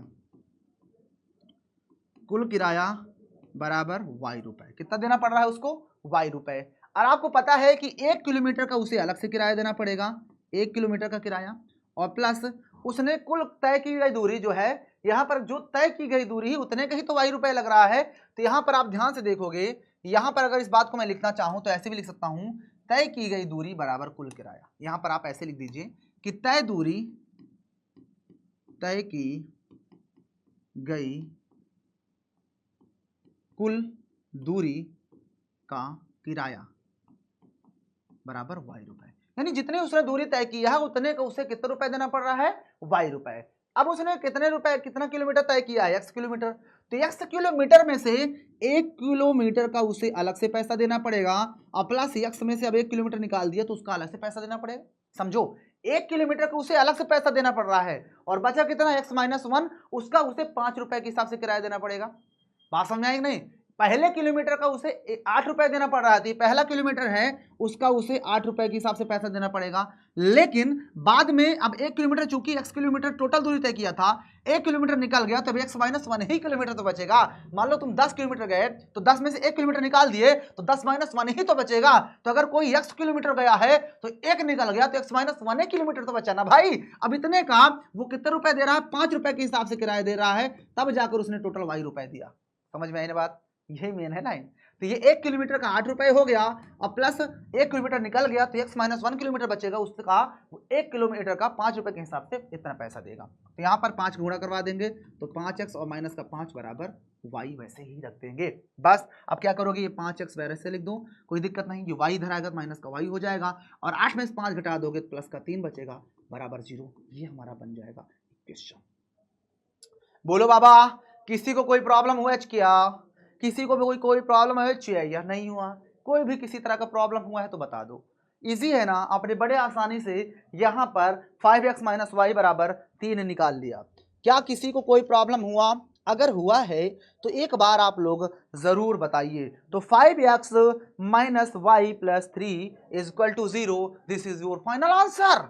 इजी एच, इजी एच। अब देखो इसके आगे उसने प्रोसेस क्या कहा है कि भैया उसका आप लोग को आलेख भी निकालना है बबुआ, आलेख। तो आलेख को मैंने कई बार आपको सिखाया है, तो आलेख वाली बात को आप खुद से ट्राई करोगे। बस सर जी थोड़ा बता दीजिए ना, थोड़ा बता दीजिए, थोड़ा बता देते हैं। अच्छा, तो 5x minus Y equal to plus 3 बराबर 0 है। तो हमारे पास यहाँ पर आया है तो हमारे पास पेजेस है नहीं, बस आपको मैं यहीं पर बताने की कोशिश करूंगा, यहीं पर थोड़ा सा आप जान लो, बट किसी से बताना नहीं कि सर जी इसके आगे भी बताए थे हमको, ठीक है ना। तो हमारे पास जो इक्वेशन आया वो आया 5x माइनस का y, और चाहो तो ये 3 को उधर फेंक दो तो माइनस का 3 हो जाएगा। अब क्या करोगे, आप ऐसे लाइन खींचोगे और यहां से आप क्या करोगे, x और y की वैल्यू निकाल लोगे, कम से कम 2 ठो निकाल देना।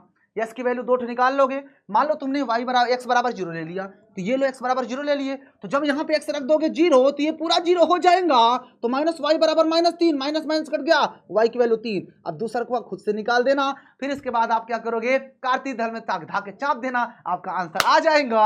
समझ में आया क्या? ओके, आइए आगे बढ़ते हैं। तो इस क्वेश्चन को अब आप लोग को खुद से करना है, हो जाएगा। ओके, चलिए आगे चलते हैं। अगला क्वेश्चन ये है हमारे सामने, एक प्यारा सा क्वेश्चन। इस क्वेश्चन को भी हम लोग बेहतरीन तरीके से देखते हैं कि प्रश्न क्या कह रहा है। प्रश्न कह रहा है बाबा, क्वेश्चन ये कह रहा है कि निम्नलिखित आलेख में प्रत्येक आलेख के लिए दिए गए विकल्पों में से समीकरण का चयन करें जो बिल्कुल सही है। तो हर कंडीशन के लिए ये आपका सही होना चाहिए। तो यहां पर जो रेखा है, इस रेखा पर एक बिंदु यहां पर दिया है, एक बिंदु हमारे पास यहां पर है जो कि ये वाला, ये बिंदु है 0, y 0, 0, एक पॉइंट हमारे पास 0, 0 है। फिर एक बिंदु यहां पर दिया है जो कि कितना है, -1, 1, एक पॉइंट हमारे पास -1, 1 है। और उसके बाद एक पॉइंट यहां पर भी है जो कि दिया 1, -1, 1, -1। तो भैया ये तीनों कंडीशंस के लिए, ये तीनों कंडीशंस के लिए, अब ये 3 कंडीशंस के लिए हम लोग क्या करेंगे, ये 3 कंडीशंस के लिए आपको पता है, ये मान लो A है, ये B है और ये C है। तीनों कंडीशंस के लिए जो रेखा समीकरण संतुष्ट करेगा वही होगा। मतलब x और y की वैल्यू ये वाली रख कर देखेंगे, इसमें अगर सही है तो दूसरा को भी रख के देखेंगे, LHS RHS बराबर आना चाहिए, फिर इसमें भी रख के देखेंगे। तो तीनों को रखो हर लाइन पे। अगर मान लो पहले वाले के लिए 0, 0 रखोगे तो सही है।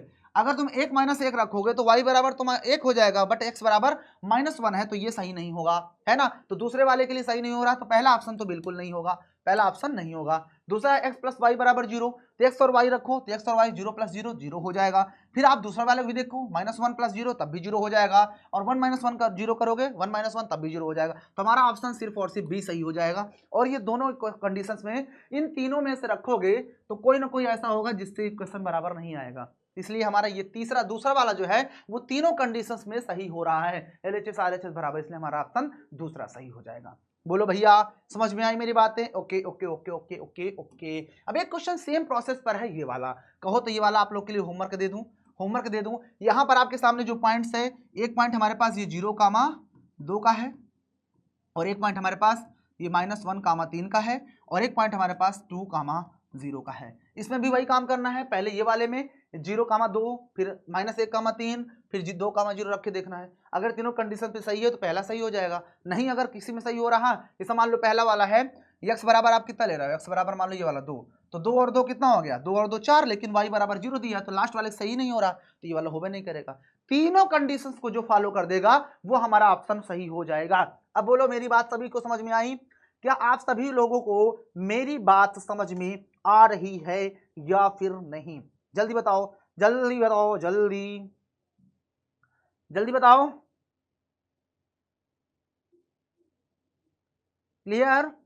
अब आपके सामने मान लो इसमें, अगर इसमें आप ध्यान से देखोगे तो हमारा ये थर्ड वाला ऑप्शन ऐसा है जो कि तीनों को फिलअप करेगा, हर कंडीशन के लिए सही होगा। जैसे पहला x बराबर 0 और y बराबर 2 रखो, तो x बराबर 0 पूरा 0 हो जाएगा, तो y बराबर यहाँ पर इधर 2 बचेगा, इधर भी 2 ही है, तो पहले कंडीशन फॉलो कर रहा है। -1, 3 रख के देख लो, तो y बराबर कितना है, 3 होगा। लेकिन यहाँ पर जब x बराबर तुम -1 रखोगे तो y बराबर माइनस, और -x बराबर -1 रखोगे +2, तो कितना होगा, -1 प्लस और 2 1 3 हो जाए, और y बराबर आपके पास 3 दिया था, है ना। तो ये भी फॉलो कर रहा है, इसी तरह से तीसरे को फॉलो करेगा, इसलिए हमारा ऑप्शन सी वाला मतलब तीसरा ऑप्शन सही हो जाएगा।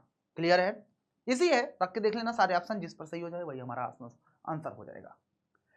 चलिए आगे बढ़ा जाए। Okay okay okay okay okay, बस ज्यादा नहीं, बस 20 मिनट की और बात है, 20 मिनट की बाबू और बात है, उसके बाद आपका खत्म हो जाएगा सब कुछ, बस 20 मिनट और देख लो, 20 मिनट। ओके चलो देखो, ये क्वेश्चन आपके सामने है, कहता है एक अचर बल लगाने पर, भैया अचर बल ये होता है कि कुछ भी कोई बल होगा ऐसा जो फिक्स है कि हम इतने बल से ही लगाए जा रहे हैं, तो अचर बल होता है फिक्स, जिसकी वैल्यू को एक पिंड द्वारा किया गया कार्य पिंड द्वारा तय की गई दूरी के अनुक्रमानुपाती, यानी पिंड द्वारा किया गया कार्य को मान लो वर्क है, तो वो अनुक्रमानुपाती है किसके, तय की गई दूरी को हम मान लेते हैं यस है, तो यस के। क्लियर?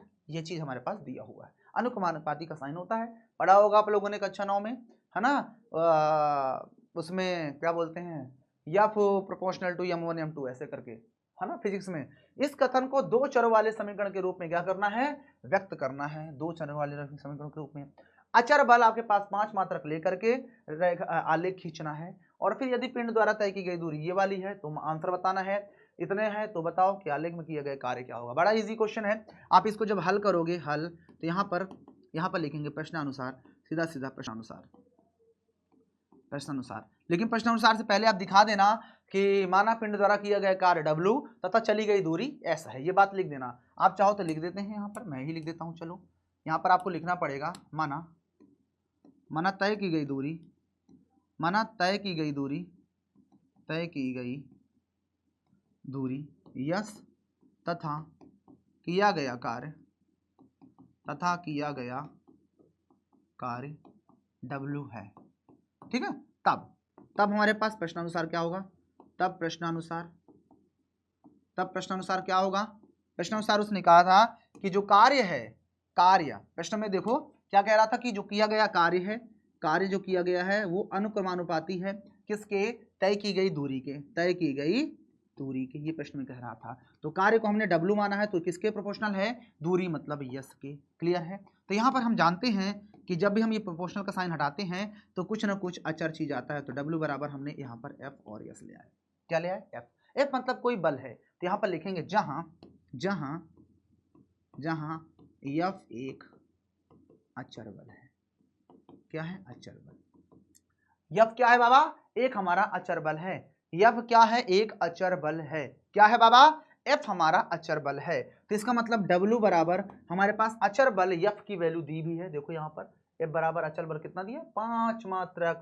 तो F की जगह पे हम 5 रख देते हैं। यस, वैसे ही यहाँ पे लिखेंगे वेयर अचर बल, मैं सीधा F लिख देता हूँ ब्रैकेट में, अचर बल जो कि हमारे पास कितना दे दिया, 5 दिया था। 5 के आगे पे कुछ दिया है, मात्रक, तो मात्रक भी लिख देंगे।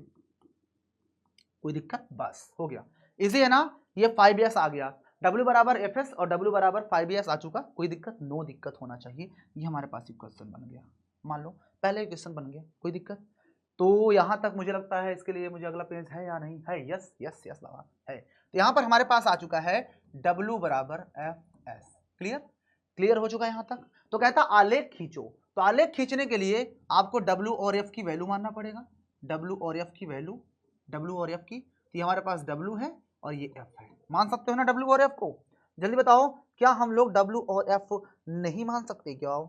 सभी लोग बताओ, क्या हम लोग W और F नहीं मान सकते क्या? W और F नहीं, बल्कि W और ये 5 आ चुका था ना, इसकी वैल्यू तो 5 आ चुकी है ना, यहाँ पर ये 5 है, इसकी वैल्यू तो हमें पता है ना कि 5 है, ये 5s है। इसका मतलब W और S मानना होगा, ठीक है ना, W और S। अगर आप चाहो किसी को भी आप S मान लो, मान लेते हैं थोड़ी देर के लिए हम एक आर्डिंग। अगर आपको क्वेश्चन देखें तो उसमें आपके बुक में इसको S मानता है, पहले वाले को, तो हम इसको S मान लेते हैं और इसको W मान लेते हैं। क्लियर। अब आप क्या करोगे, वैल्यूज निकाल लो। अब वैल्यूज निकाल लो, अगर हमने S बराबर 0 ले लिया तो ये हमारे पास 5 आएगा, और अगर आपने इसको 0 ले लिया तो ये भी 0 ही हो जाएगा, दूसरा वाला भी, राइट, दूसरा भी 0 हो जाएगा। तो हमारे पास पॉइंट जो मिलेगा वो बनेगा 0,5 और दूसरा बनेगा 0,0। क्लियर। बस अब आप लाइन दिखा दीजिए। आप हमारे पास लाइन हो गई, ये लाइन हो गई, ये और ये। आप ध्यान देखना कि S क्या है, x अक्ष है, तो यस लिखेंगे, x अक्ष, x अक्ष क्या है, यस, ठीक है ना। और y अक्ष को क्या मान लेते हैं, W क्या है, ये y अक्ष है। आप ब्रैकेट में लिख दो कोई भी चीज, y अक्ष। क्लियर है। अब हमारे पास ये 0 1 2 3 4, इधर 1 2 3 4, इधर -1 -2 -1 -2। क्लियर है। Okay okay okay. अब देखो 0,5, तो 0 और 5, तो x में 5 जाएगा, तो यानी ये वाला एक 5 और ले लो, तो ये हमारे पास हो जाएगा 0,5। फिर 0,0, तो हमारे पास एक पॉइंट 0,0 है, वो तो यहीं हो जाएगा, 0,0 यहीं हो जाएगा। सही है क्या, 0,0 यही हो जाएगा?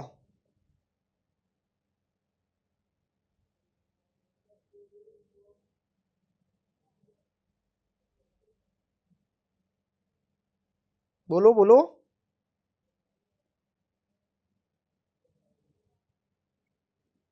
0,5 कैसे आएगा? S बराबर 0 रखेंगे, देखो ध्यान से, अगर हम S बराबर 0 रखेंगे तो ये भी तो 0 होगा, लेकिन अगर हम s बराबर 1 लेंगे, क्या लेंगे, s बराबर 1 लिया जाएगा, ध्यान समझना, s बराबर हम 1 ले रहे हैं, इसको मैं पलट के लिख देता हूं, यहां पर पूरी बात को मैं पलट के लिखता हूं, ध्यान समझना बाबा, समझने वाली बात है। अगर मैं इसमें s बराबर 0 ले लिया तब तो ये भी 0 हो जाएगा, लेकिन अगर आप s बराबर 1 ले रहे हो तो ये तो 5 आएगा, फिर तो है ना, w 5 आ जाएगा। तो ये चीज आपको देखना है। तो यहाँ पर हमने गड़बड़ कर दिया था, तो इस चीज को भी हटा देते हैं, हटा देते हैं। चलो एक पॉइंट तो हमारे पास मिल गया, एक पॉइंट तो सही है। एक तो हमारे पास ये 0,0 हो जाएगा और दूसरा हो जाएगा 1,5। ध्यान से देख लेना, थोड़ा सा चीज कठिन है, बस देख लेना। तो चलिए बताइए, यहां तक कोई प्रॉब्लम हुआ? बिल्कुल भी प्रॉब्लम नहीं हुआ होगा। कितना आसानी से हम लोगों ने इसका ग्राफ खींच लिया। हमारे पास इससे रिलेटेड जो क्वेश्चन दिए हैं, आइए वो दो क्वेश्चन को भी देख लेते हैं। तो पहला क्वेश्चन हमारे पास क्या था, ध्यान से देखिएगा। क्वेश्चन कह रहा है पहली कंडीशन में कि यदि पिंड द्वारा तय की गई दूरी कितनी है, 2 मात्रक है। तो पहले क्वेश्चन के लिए तय की गई दूरी है, यानी दूरी दी है 2 मात्रक। तो दूरी हमारे पास पहले क्वेश्चन के लिए कितनी दी हुई है, दूरी हमारे पास दिया हुआ है 2 मात्रक। कितना दिया हुआ है, 2 मात्रक। दूरी हमने क्या लिया है, s, जो कि दिया है 2 मात्रक। तो किया गया कार्य पूछा है, तो यहां पर लिखेंगे अतः किया गया कार्य, अतः किया गया कार्य, क्या निकालेंगे, किया गया कार्य। तो किया गया कार्य मतलब क्या होता है, W बराबर Fs। तो यहाँ पर देखो F कितना है, F कितना था, 5 दिया ही था हम लोग, यहाँ 5 रखे तो 5 रख देंगे, इंटू S हमारे पास कितना है, 2 दिया है। तो हमारे पास बेसिकली कितना, 10 मात्रक हमारे पास कार्य हो गया, 10 मात्रक। क्लियर, ये हमारा पहला आंसर हो गया। दूसरा हमारे पास कितना था, उस क्वेश्चन में भी यही चीज निकालना था। तो दूरी उस क्वेश्चन में दिया था S बराबर, ध्यान से देखना, दूसरे वाले के लिए दूरी कितना दिया, 0 मात्रक। कितना दिया हुआ है भैया, 0 मात्रक। तो यहाँ पर हमारा रखेंगे 0 मात्रक। तो फिर से वही कार्य, कार्य मतलब W बराबर Fs लगाओगे, तो W बराबर F दिया है 5 इंटू S 0, तो हमारे पास कार्य कितना हो जाएगा, 0 मात्रक। तो कहने का मतलब कि जब हम कोई बल ही नहीं लगाएंगे तो कोई काम नहीं होता। अगर हम इस दीवार को चाहे जितना ठेल डालें, तो फिजिक्स की लैंग्वेज से हमने कोई कार्य नहीं किया। भले तुम थक जाओ, तुम मर जाओ, लेकिन तुमने कोई कार्य नहीं किया। चलिए आगे बढ़ते हैं बेहतरीन तरीके से। तो मुझे उम्मीद है ये क्वेश्चन बेहतरीन तरीके से समझ में आ गया होगा। अब आपके सामने एक प्यारा सा क्वेश्चन है, जो कि देखो क्या लिखा है कि एक विद्यालय की कक्षा 9 की छात्राएं यामिनी और फातिमा ने मिलकर के भैया भूकंप पीड़ित व्यक्तियों की सहायता के लिए प्रधानमंत्री राहत कोष में 100 रुपया जमा कर दिया, अंशदान कर दिया, 100 रुपया दे दिया। यानी यामिनी ने और फातिमा दोनों मिलाकर के 100 रुपए दे दी। फिर कहता है एक रैखिक समीकरण बनाइए जो इन आंकड़ों को संतुष्ट करता हो, यानी 100 को संतुष्ट करे, और आप उनका अंशदान x और y के मान सकते हैं। तो बड़ा इजी है ये तो, यानी एक ने दिया x और एक ने दिया y। तो जब इसको हम हल करेंगे, हल, तो यहां पर लिखेंगे माना किसका, यामिनी का अंशदान, माना यामिनी का अंशदान बराबर रुपए x, तथा फातिमा का अंशदान कितने रुपए, रुपए y बोला है क्वेश्चन में ये। अतः यहां पर लिखेंगे प्रश्नानुसार क्या हो जाएगा बबुआ, दोनों ने मिलाकर के कै रुपया दे दिया है, दोनों ने मिलाकर के 100 रुपया दिया है 500 में। तो 100 रुपया दिया है, यानी यामिनी ने दिया x रुपया और फातिमा ने दिया y रुपया, तब ना भैया 100 रुपया के बराबर हुआ। यही हमारे पास बन गया 2 चर वाला रैखिक समीकरण। बोलो हर किसी को समझ में आ गया ना, तो ये बन गया हमारा 2 चर वाला रैखिक समीकरण। अभी वो इतने पे ही नहीं रुका, कहता है इसको क्या करो, आलेख भी खींचो। तो आलेख खींचना बड़ा इजी है, बहुत आसानी से आप लोग इसका आलेख खींच लोगे, पेजेस है यस। तो यहां पर हम क्या करते हैं, हमारे पास जो समीकरण आया x प्लस वाई बराबर हमारे पास 100 आया, तो इसके थ्रू हम x और y की वैल्यू निकाल लें। ये लो, हमने x और y की वैल्यू निकाल लिया, ये x हो गया y। अब आप x की वैल्यू कितना लेना चाहते हो, x बराबर थोड़ा बड़ा नंबर लें या चलो 0 ही ले लो, कोई दिक्कत नहीं। तो ये हमारे पास 100 आ जाएगा, इसको 0 लोगे तो ये हमारे पास 100 आ जाएगा। हमारे पास जो आलेख खींचोगे, उस आलेख में आप लोग को याद रखना है कि बड़ा नंबर है तो हम थोड़ा सा गैप भी बड़े बड़े नंबर्स का लेने वाले हैं। बड़े बड़े नंबर्स का गैप ले लो, कितने कितने का ले लें, बोलो 20-20 का। चलो हम 20-20 का गैप ले लेते हैं। तो ये 20 दूना 40, 20 तिहाई 60, 20 चौक 80, 20 पंचे 100, 20 चंगम 120। ठीक है, इधर भी 20, फिर ये हो जाएगा 40, ये हो जाएगा 80, ये हो जाएगा 100 भी 120। क्लियर है, इधर भी आप 20, ये हो जाएगा आपका 40, लेकिन माइनस में, इधर भी आपका माइनस का 20 और माइनस का 40, ऐसे मान लेंगे। क्लियर है सभी को, क्लियर बा, okay okay okay okay okay okay. अब हमारे पास क्वेश्चन में कह रहा है x बराबर, तो पहली कंडीशन में 0, 100 बनेगा, और दूसरी कंडीशन में 100 कामा 0 बनेगा। तो रख दो x बराबर 0 तो y बराबर 100, x बराबर 0 तो y बराबर 100, मतलब ये पॉइंट यहाँ आएगा। मान लो ये पॉइंट आपके पास ए है, फिर x बराबर 100 तो y बराबर 0, तो यानी बी पॉइंट यहाँ पे आएगा। बस इन्हीं दोनों पॉइंट्स को मिलाते हैं, क्या खींचेंगे, एक लाइन खींच देंगे। जी यही हमारा हो गया अंशदान, ये हो गया रेखा का समीकरण। बोलो इजी है, सभी लोग बताओ। जैसा कि मैंने बताया, दीपक सर को पिलाया। ओके चलिए यहाँ पर देख सकते हो, ये है इनो। ये इनो क्या करता है, 10 रुपए का इनो जो कर दे आपका पेट सफा और हो जाए सारा रोग दफा। तो आइए इसको पीते हैं और करते हैं रोगों को दूर। एक बार इसको पीते हैं और थोड़ा भले होंगे मजबूर। ओके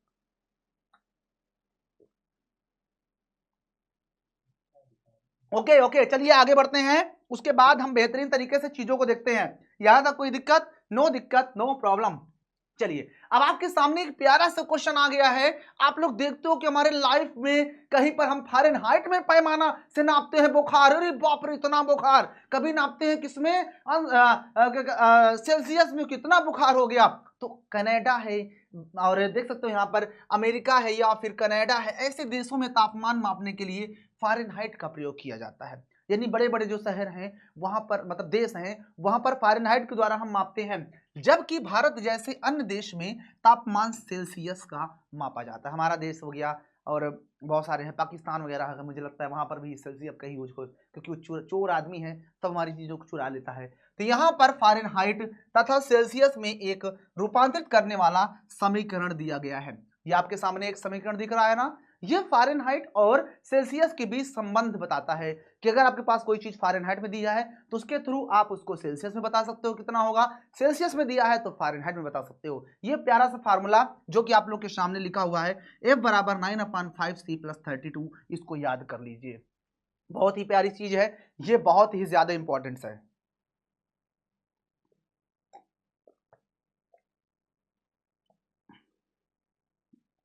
भाई साहब ये ऐसी चीज होती है जो पेट वगैरह एकदम सही कर देता है।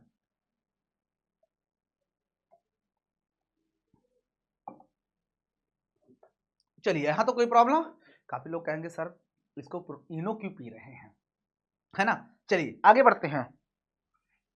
तो यहां तक कोई प्रॉब्लम, उसने कहा है कि हमारे पास जो फ़ारेनहाइट होता है, सेल्सियस होता है, उसके बीच एक संबंध बना दिया है कि F बराबर 9/5C+32, ये फार्मूला बन चुका है। अब इसके थ्रू कुछ चीजें पूछा है, कहता है सेल्सियस को x अक्ष मान लो और फ़ारेनहाइट को y अक्ष मान लो। तो कहता है समीकरण का आलेख खींचो। तो समीकरण मैं बना दूंगा लेकिन आलेख आप लोग खुद से खींचोगे। तो हमारे पास दिया था F बराबर, क्या दिया था, 9/5C और प्लस का 32, यही दिया था।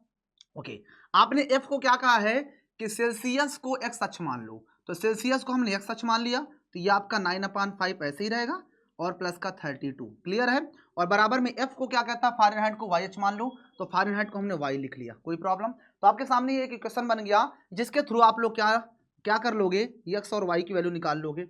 ये x हो गया और y हो गया, x अक्ष और y अक्ष, ठीक है ना। x की वैल्यू 0 मान, जैसे आपने x की वैल्यू पूरा पूरा 0 ले लोगे तो y की वैल्यू 32 हो जाएगी। फिर आप इसके बाद x की वैल्यू मान लो 5 ले लिए। देखो x की वैल्यू तुम 5 ले लो, बहुत इजी है, 5 ले लो, 5 ले लो। x की वैल्यू कितनी ले लो, 5 ले लो। तो जब तुम इसमें रखोगे, यहाँ पे बता भी देता हूँ कि y बराबर 9/5 इंटू x बराबर कितना रखोगे, 5, तो 5 रख दो और प्लस 32 है ही, तो 5 से 5 कट जाएगा, तो y बराबर कितना आएगा, 9 + 32। तो कहने का मतलब y बराबर आ जाएगा 9 2 11 41, यही जाएगा 9 2 11 41, ये लो 41 आ गया। अब आपके पास x और y दोनों पता है, आप अपने हिसाब से 10 10 का गैप ले लो, 20 20 का गैप ले लो, आराम से आप यहाँ पर अब वो बना सकते हो ऐसे। ये आपका x अक्ष किसको बताएगा, तो सेल्सियस को। तो ये आपका x अक्ष है जो कि सेल्सियस वाला है, सेल्सियस क्या है, सेल्सियस, ठीक है। और ये आपका है y अक्ष, y अक्ष क्या बताएगा, फ़ारेनहाइट को, किसको, फ़ारेनहाइट। ये आपके सामने ये चीज मैंने लिख दिया, ये फ़ारेनहाइट को बताएगा। अब इसको आप लोग खुद से बना लोगे, ये आप लोग के लिए होमवर्क रहेगा बनाना, और इसका आंसर आप लोग कमेंट्स करके बताइएगा, ठीक है। क्लियर है सभी को, क्या किसी को यहां तक कोई प्रॉब्लम नहीं होना चाहिए। चलिए आगे बढ़ते हैं और आगे हम बेहतरीन तरीके से चीजों को देखते हैं। अब हमारे पास जो फार्मूला था उसके थ्रू वो हमसे कुछ क्वेश्चन पूछना चाहेगा। कहता है यदि तापमान 30 डिग्री सेल्सियस है तो फ़ारेनहाइट में तापमान कितना होगा। क्वेश्चन देखना बहुत ईजी है, हल करते हैं यहाँ पर हल। तो कहता है कि तापमान 30 डिग्री सेल्सियस है, सेल्सियस में दिया यानी C बराबर दिया है 30 डिग्री सेल्सियस। तो कहता है फ़ारेनहाइट मतलब F बराबर कितना हो जाएगा, एफ में फ़ारेनहाइट में कितना होगा। तो यहाँ पर लिखेंगे, हम जानते हैं, फार्मूला जानते हैं, क्या जानते हो, हम जानते हैं कि, क्या जानते हो बबुआ, कि एफ बराबर होता है 9/5c और प्लस का 32। पता है ना ये फार्मूला, बस इसी में रख दो, धाके चाप दो। तो एफ बराबर हमारे पास हो जाएगा 9/5 इंटू सी बराबर कितना दिया है 30 डिग्री सेल्सियस, तो सिर्फ 30 रखेंगे। ये अंश फंस नहीं लगाएंगे, वो बाद में लगाते हैं। प्लस का 32, 5 एकम 5, 5 छक्का 30 होता है। तो एफ बराबर हो जाएगा 9 छक 54, ये 54 हो जाएगा और प्लस का 32। तो यानी एफ बराबर हमारे पास कितना हो जाएगा 4 2 6 और 4 3 5 3 8। देखो 4 2 6 5 3 8 इतने डिग्री फ़ारेनहाइट लगा दो। फ़ारेनहाइट में तो डिग्री फ़ारेनहाइट, सेल्सियस में निकालना है तो डिग्री सेल्सियस। बोलो किसी को कोई प्रॉब्लम। तो यहां से हम लोगों ने इसका आंसर निकाल लिया। आप सभी लोग इसके आंसर को भी मिला लीजिएगा, आंसर आपके सामने आ जाएगा। तो फ़ारेनहाइट में हमारे पास तापमान 86 फ़ारेनहाइट हो जाएगा। क्लियर है ना, कुछ नहीं किया, सिर्फ फार्मूला में रख दिया है। आइए क्वेश्चन और देखते हैं। ये क्वेश्चन है, इस क्वेश्चन में भी वही सेम प्रॉब्लम हल करेंगे। तो इस बार उसने घुमा दिया क्वेश्चन को, उसने हमारे पास फ़ारेनहाइट में दे दिया है 95 डिग्री फ़ारेनहाइट, और हमें इस बार सेल्सियस में पूछ लिया कितना होगा। फार्मूला वही लगाएंगे, एफ बराबर 9/5c और प्लस का 32, पता है ना। तो यहाँ पे रख दीजिए सारी चीजें। एफ कितना है 95 दिया है, तो 95 बराबर, अब डिग्री फ़ारेनहाइट ये सब लास्ट में क्वेश्चन का आंसर में लगाते हैं, यहाँ नहीं लगाते, ठीक है। तो 9/5 हो गया, और सी हमें नहीं पता, तो सी को मैं ऊपर लिख दूँ, कोई दिक्कत है, नो दिक्कत। प्लस 32 अपान 1 कर लो, एलसीएम ले लो, पूरे का एलसीएम 5 आ जाएगा। तो 5 हो गया, तो यहाँ हमारे पास 9c और प्लस 1 पंचे 5, तो 5 दूना 10 होता है, 5 3 15 और 1 16 होता है। 5 इधर गुणे में आ जाएगा, तो 5 5 25 हो जाएगा, 5 9 45, 46 47, ये होगा ना।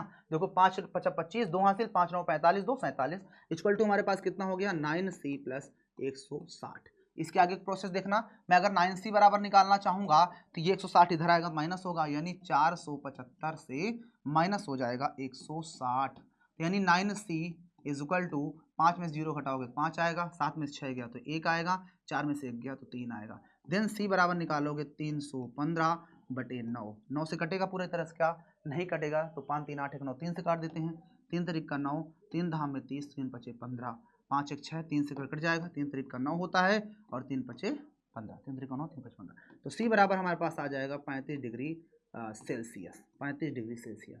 बोलो क्लियर है, 35 डिग्री सेल्सियस हमारा अगला क्वेश्चन हो जाएगा, ठीक है ना। तो हमारे पास यहाँ पर सेल्सियस में तापमान 35 डिग्री सेल्सियस हो चुका, कुछ नहीं किए, सिर्फ एफ दिया था, रख दिए, सी की वैल्यू निकाल दी। बोलो भैया किसी कोई प्रॉब्लम नहीं होना चाहिए, थोड़ा सा भी प्रॉब्लम। चलिए आगे बढ़ें। ओके, नो प्रॉब्लम है क्या, किसी कोई प्रॉब्लम नहीं होना चाहिए, इतनी छोटी छोटी चीजें हैं, फिर भी प्रॉब्लम हो तो बड़ी दिक्कत है ना। चलो आते हैं अगले क्वेश्चन। तो आइए अगला क्वेश्चन मैं आपसे फिर से बताना चाहूंगा कि यूपी बोर्ड से हैं, यूपी बोर्ड वालों को पढ़ाते हैं, और यूपी बोर्ड में ही आपको टॉपर बनाएंगे, क्योंकि हमारा नीतीश निराला सर का आपका वादा है कि आपको एक दिन टॉपर जरूर बनाएंगे, और एक दिन बनाएंगे, जरूर बनाएंगे। और उसके लिए आपको इस प्यारे से online platform UP board high school Vidyakul को सब्सक्राइब कर लो, क्योंकि सिर्फ और सिर्फ यूपी बोर्ड हाई स्कूल। आइए आगे बढ़ते हैं। यदि तापमान 0 डिग्री है तो फ़ारेनहाइट में तापमान क्या होगा, और यदि तापमान 0 फ़ारेनहाइट है तो सेल्सियस में कितना होगा। इसमें दो क्वेश्चन है, तो एक क्वेश्चन मैं आप लोग को बताऊंगा, एक खुद से करोगे। पहले क्वेश्चन में कह रहा है कि सेल्सियस में तापमान कितना है, 0 डिग्री सेल्सियस है, तो कहता है फ़ारेनहाइट में तापमान कितना होगा, एफ में बताना है। फिर दूसरी कंडीशन में उसने ये कहा है, पहली कंडीशन हो गई है ये पहली कंडीशन, और दूसरी कंडीशन में कह रहा है कि यदि फ़ारेनहाइट में दिया है, यानी कि एफ बराबर दे दिया 0 डिग्री फ़ारेनहाइट, तो कहता है सी में कितना होगा। तो एक मैं बता देता हूं, एक खुद से कर लेना, ठीक है ना। तो आइए ये वाला मैं बता दूं, तो आप जानते हो एफ बराबर क्या होता है 9/5c और प्लस का 32, पता है ना।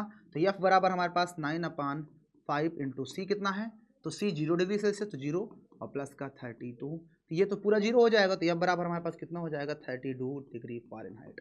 यानी अगर हमारे पास कभी भी सेल्सियस 0 है तो फ़ारेनहाइट में 32 डिग्री फ़ारेनहाइट हो जाता है। ये हो जाएगा इस प्रश्न का उत्तर, ठीक है। और एक क्वेश्चन मैं आप लोग के लिए ये वाला होमवर्क देता हूँ, इसे आप लोग खुद से ट्राई कर लेना। कर लोगे कि नहीं ट्राई, बोलो भैया। नहीं आए तो भी बता देना, मैं बता दूंगा, ये नहीं है कि एकदम कसम खा लिया हूं वहीं बताऊंगा, बाद में बता दूंगा, लेकिन इस बार आप लोग ट्राई करिएगा, इजी है, बहुत ज्यादा इजी है।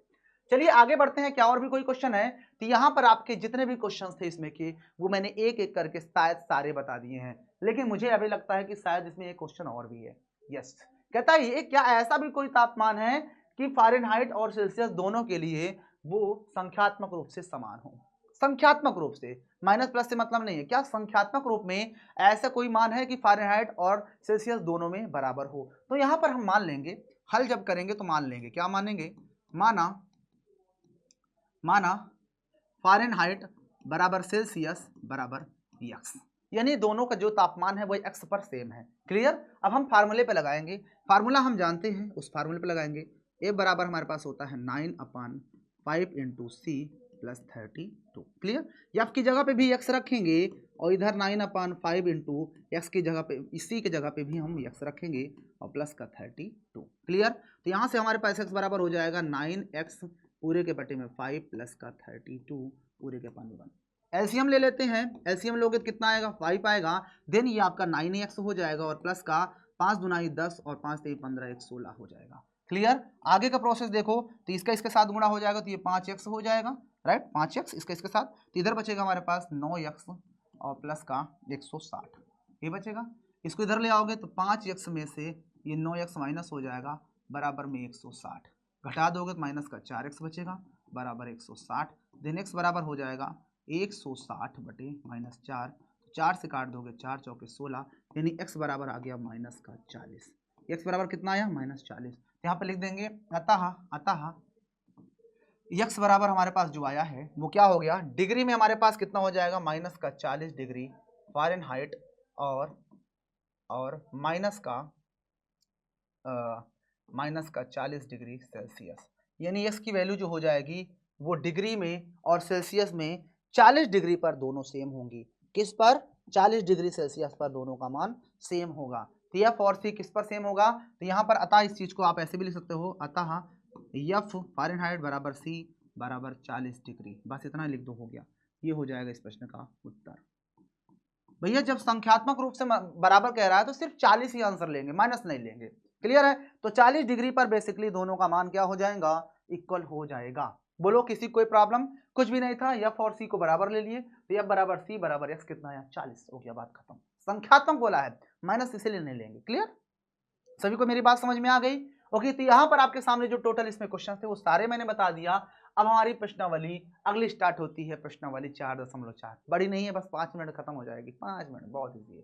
क्वेश्चन हमारे पास कह रहा है कि एक चर वाला और दो चर वाले रैखिक समीकरण के रूप में y बराबर 3 को ज्यामितीय रूप में निरूपित करो। याद करो, अभी पीछे मैंने आप लोगों को सिखाया था। तो हमारे पास जब पहला क्वेश्चन है एक चर में बनाना है, किसमें, एक चर वाला समीकरण, एक चर वाला समीकरण बनाओगे तो हमारे पास सीधा सीधा y बराबर 3 ही बनेगा, एक ही तो चर दिख रहा है। और इसके द्वारा अगर इसको ज्यामितीय निरूपित करना चाहते हो तो ये हमारे पास हो जाएगा, ये 0, ये माइनस का 1, ये -2, इधर 1 2 और 3 4। तो हमारे पास जो इसका आंसर हो जाएगा वो सीधा सीधा यहाँ पर हो जाएगा y बराबर 3, ये हो जाएगा ज्यामितीय निरूपण। क्लियर है। ये हमारा हो गया एक चर वाले रैखिक समीकरण के रूप में निरूपण। लेकिन इसी क्वेश्चन कह रहा है कि दो चर वाले में भी दिखाओ, तो दूसरा इसी में पार्ट हो जाएगा दो चर में, किसमें, दो चर वाला समीकरण। तो दो चर वाले रैखिक समीकरण के रूप में लिखोगे तो y बराबर हमारे पास 3 था, इसको बनाने के लिए तो y -3 करोगे बराबर 0। तो y तो है लेकिन x नहीं, तो x वाले को लिखेंगे 0 इंटू एक्स प्लस y और माइनस का 3 बराबर 0। क्या ये बात किसी को समझ में नहीं आई क्या, पीछे बता चुका हूँ कि हमारे पास ये दो चर में बनाना है तो x और y दोनों दिखना चाहिए। तो ax plus B Y plus C के जैसा दिखाएंगे, किस फॉर्म में, ax plus B Y plus C बराबर 0 जैसा दिखाएंगे, तभी तो दो चर में दिखाई देगा ना भाई। तो दो चर के रूप में दिखाने के लिए हमें ये तो काम करना ही पड़ेगा, तो हमने ये काम कर लिया। Clear, okay okay okay. अब हमें दिखाना होगा इसको रैखिक समीकरण के रूप में, तो इसके मान भी निकालना पड़ेगा हमको, क्योंकि दो चर को आलेख में दिखाना होता है, उसके लिए हमें कम से कम दो मान ज्ञात करना पड़ेगा। तो ये लो, ये x हो गया, ये y, x की वैल्यू कितनी है, 0 ले लो। तो जब x बराबर 0 लोगे तो y बराबर कितना आएगा, 3 आएगा। और अगर आप y बराबर 0 ले लेते हो, y बराबर 0, सोचो y बराबर 0 लोगे तो x कितना होगा, क्या y बराबर 0 लोगे तो x का मान निकाल पाएंगे। देखो अगर आप y बराबर 0 ले लोगे, y बराबर 0, तो x बराबर कितना आएगा, x बराबर, वो भी बेसिकली अगर हम y को 0 ले लें, ये भी 0, तो बेसिकली हमारे पास इसकी वैल्यू एक ही निकल रही है, तो ना निकालो दूसरे वाले को, छोड़ो रहने दो। कि निकाल लें, क्या हम लोग दूसरी वैल्यू निकालें या फिर रहने दें।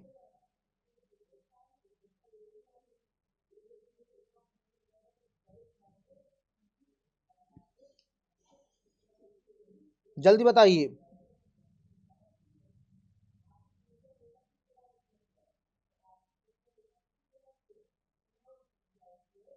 जल्दी बताइए, जल्दी बताइए। ले लें? एक काम कर देते हैं, चलो आप लोग कह रहे हो तो ले ही लेते हैं। समझो, हम ले लेते हैं एक्स की वैल्यू कुछ। हमने एक्स की वैल्यू मान लीजिए 2 ले लिया, एक्स बराबर 2 ले लो। चलो एक्स बराबर 2 लोगे तो पूरा क्या हो जाएगा, 0 हो जाएगा। तो वाई बराबर फिर से 3 ही आएगा। यानी हम एक्स की वैल्यू कुछ भी लेंगे, हर बार वो वाई की वैल्यू 3 ही आने वाली है। क्लियर? तो इसको बना दीजिए ग्राफ में ऐसे,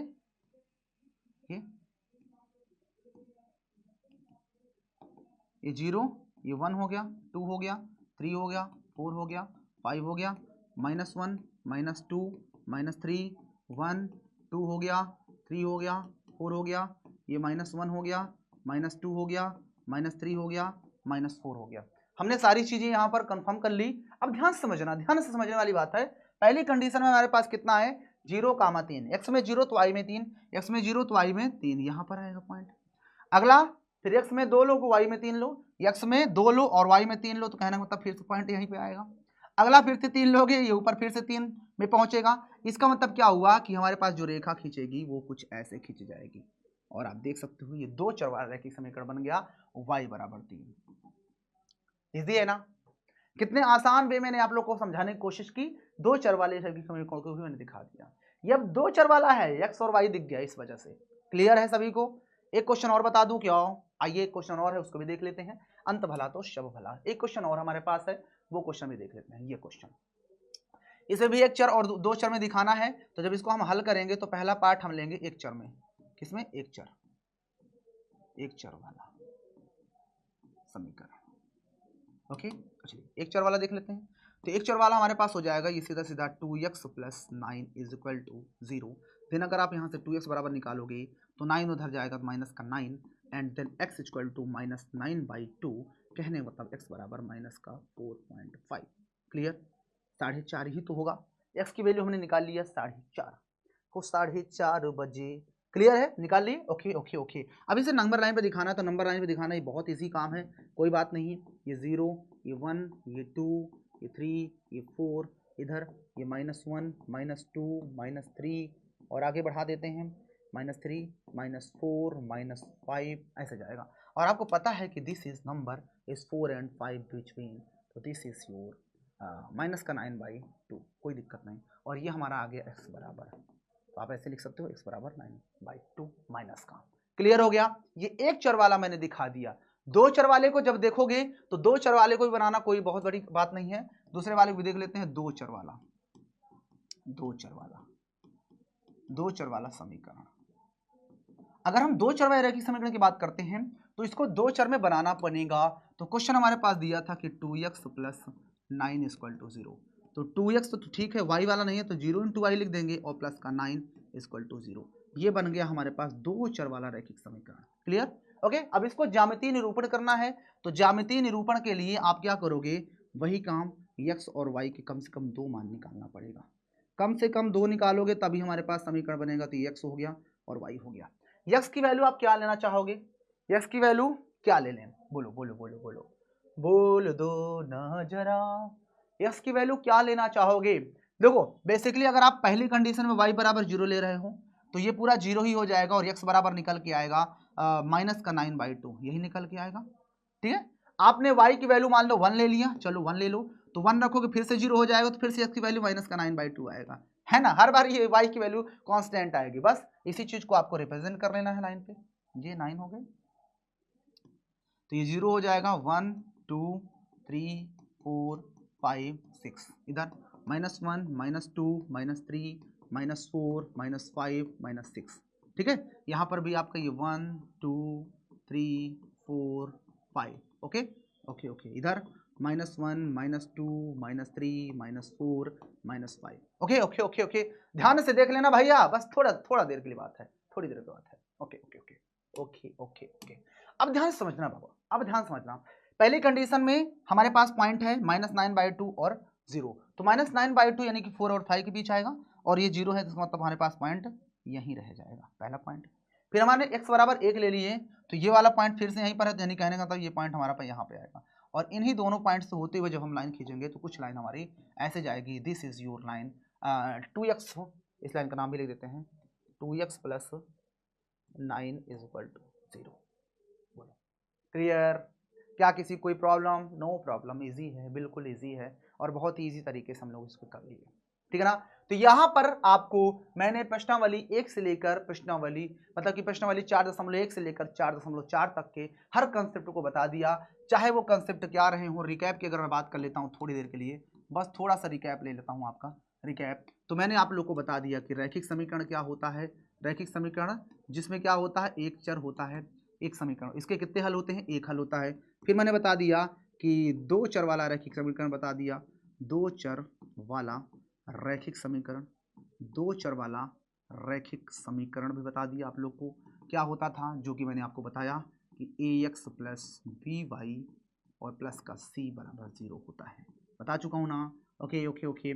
फिर मैंने बता दिया, आलेख भी बता दिया, इसका आलेख कैसे खींचते हैं बता ही दिया हूँ। आलेख से पहले मैंने हल निकालना सिखाया कि हल कैसे निकालते हैं। बस यही सारी चीज़ें थी जो कि इस पूरे चैप्टर में हम लोगों ने पढ़ लिया। अब एक बार इस पूरी चीज़ को आप लोग अच्छे से पढ़िएगा। वीडियो बहुत ही मेहनत लगी इस वीडियो को बनाने में। वीडियो कैसी लगी आप लोग सभी लोग कमेंट्स करके जरूर बताइएगा और आप सभी का प्यार बहुत ज़रूरी है। बस ऐसे ही पढ़ते रहो, मुस्कुराते रहो, लाजवाब तरीके से आगे बढ़ते रहो। तो ये थी बाबू आज की क्लास, जिसमें हम लोगों ने अगले चैप्टर को अच्छे तरीके से कवर कर लिए। मैं आपका अपना साथी नितेश निराला सर, मैथ्स गुरु आपके साथ था अभी तक, और आप लोग मेरी मैथ्स मार्मीज अभी तक मेरे साथ बने थे, ये बहुत बड़ी बात है। आप लोग का जो नेक्स्ट लेक्चर आएगा वो 1 हफ्ते बाद आएगा, तो इस वीडियो को ना आप 2-3 बार देख डालो, हर चीज कंसेप्ट क्लियर कर डालो, एक एक चीज क्लियर कर डालो, ठीक है ना। बस पढ़ते रहो ऐसे ही। तो कहते हैं ना, जीना यहाँ मरना यहाँ, इसके सिवा जाना कहाँ। तो ठीक है बच्चों, क्लास कैसी लगी सभी लोग कमेंट्स करके बताइएगा। बाकी मिलूंगा मैं आपसे नई क्लास में, नए अंदाज में, नई एनर्जी के साथ, नए कॉन्फिडेंस के साथ। और हाँ, एक बात और कहूंगा, लाइक सब्सक्राइब और शेयर करो, जल्दी से लाइक करो, सब्सक्राइब करो, शेयर करो, ताकि नेक्स्ट वीडियो आपके पास बेहतरीन तरीके से सबसे पहले पहुंचे। तो मिलेंगे आपसे नई क्लास में, नए अंदाज में। न संघर्ष न तकलीफ तो क्या फिर खाक मजा है जीने में, बड़े बड़े तूफान थम जाते हैं जब आग लगी हो सीने में। तो मिलेंगे आपसे नई क्लास में, नए अंदाज में, नई एनर्जी के साथ, नए कॉन्फिडेंस के साथ। तब तक के लिए सभी को लव यू एंड जय हिंद।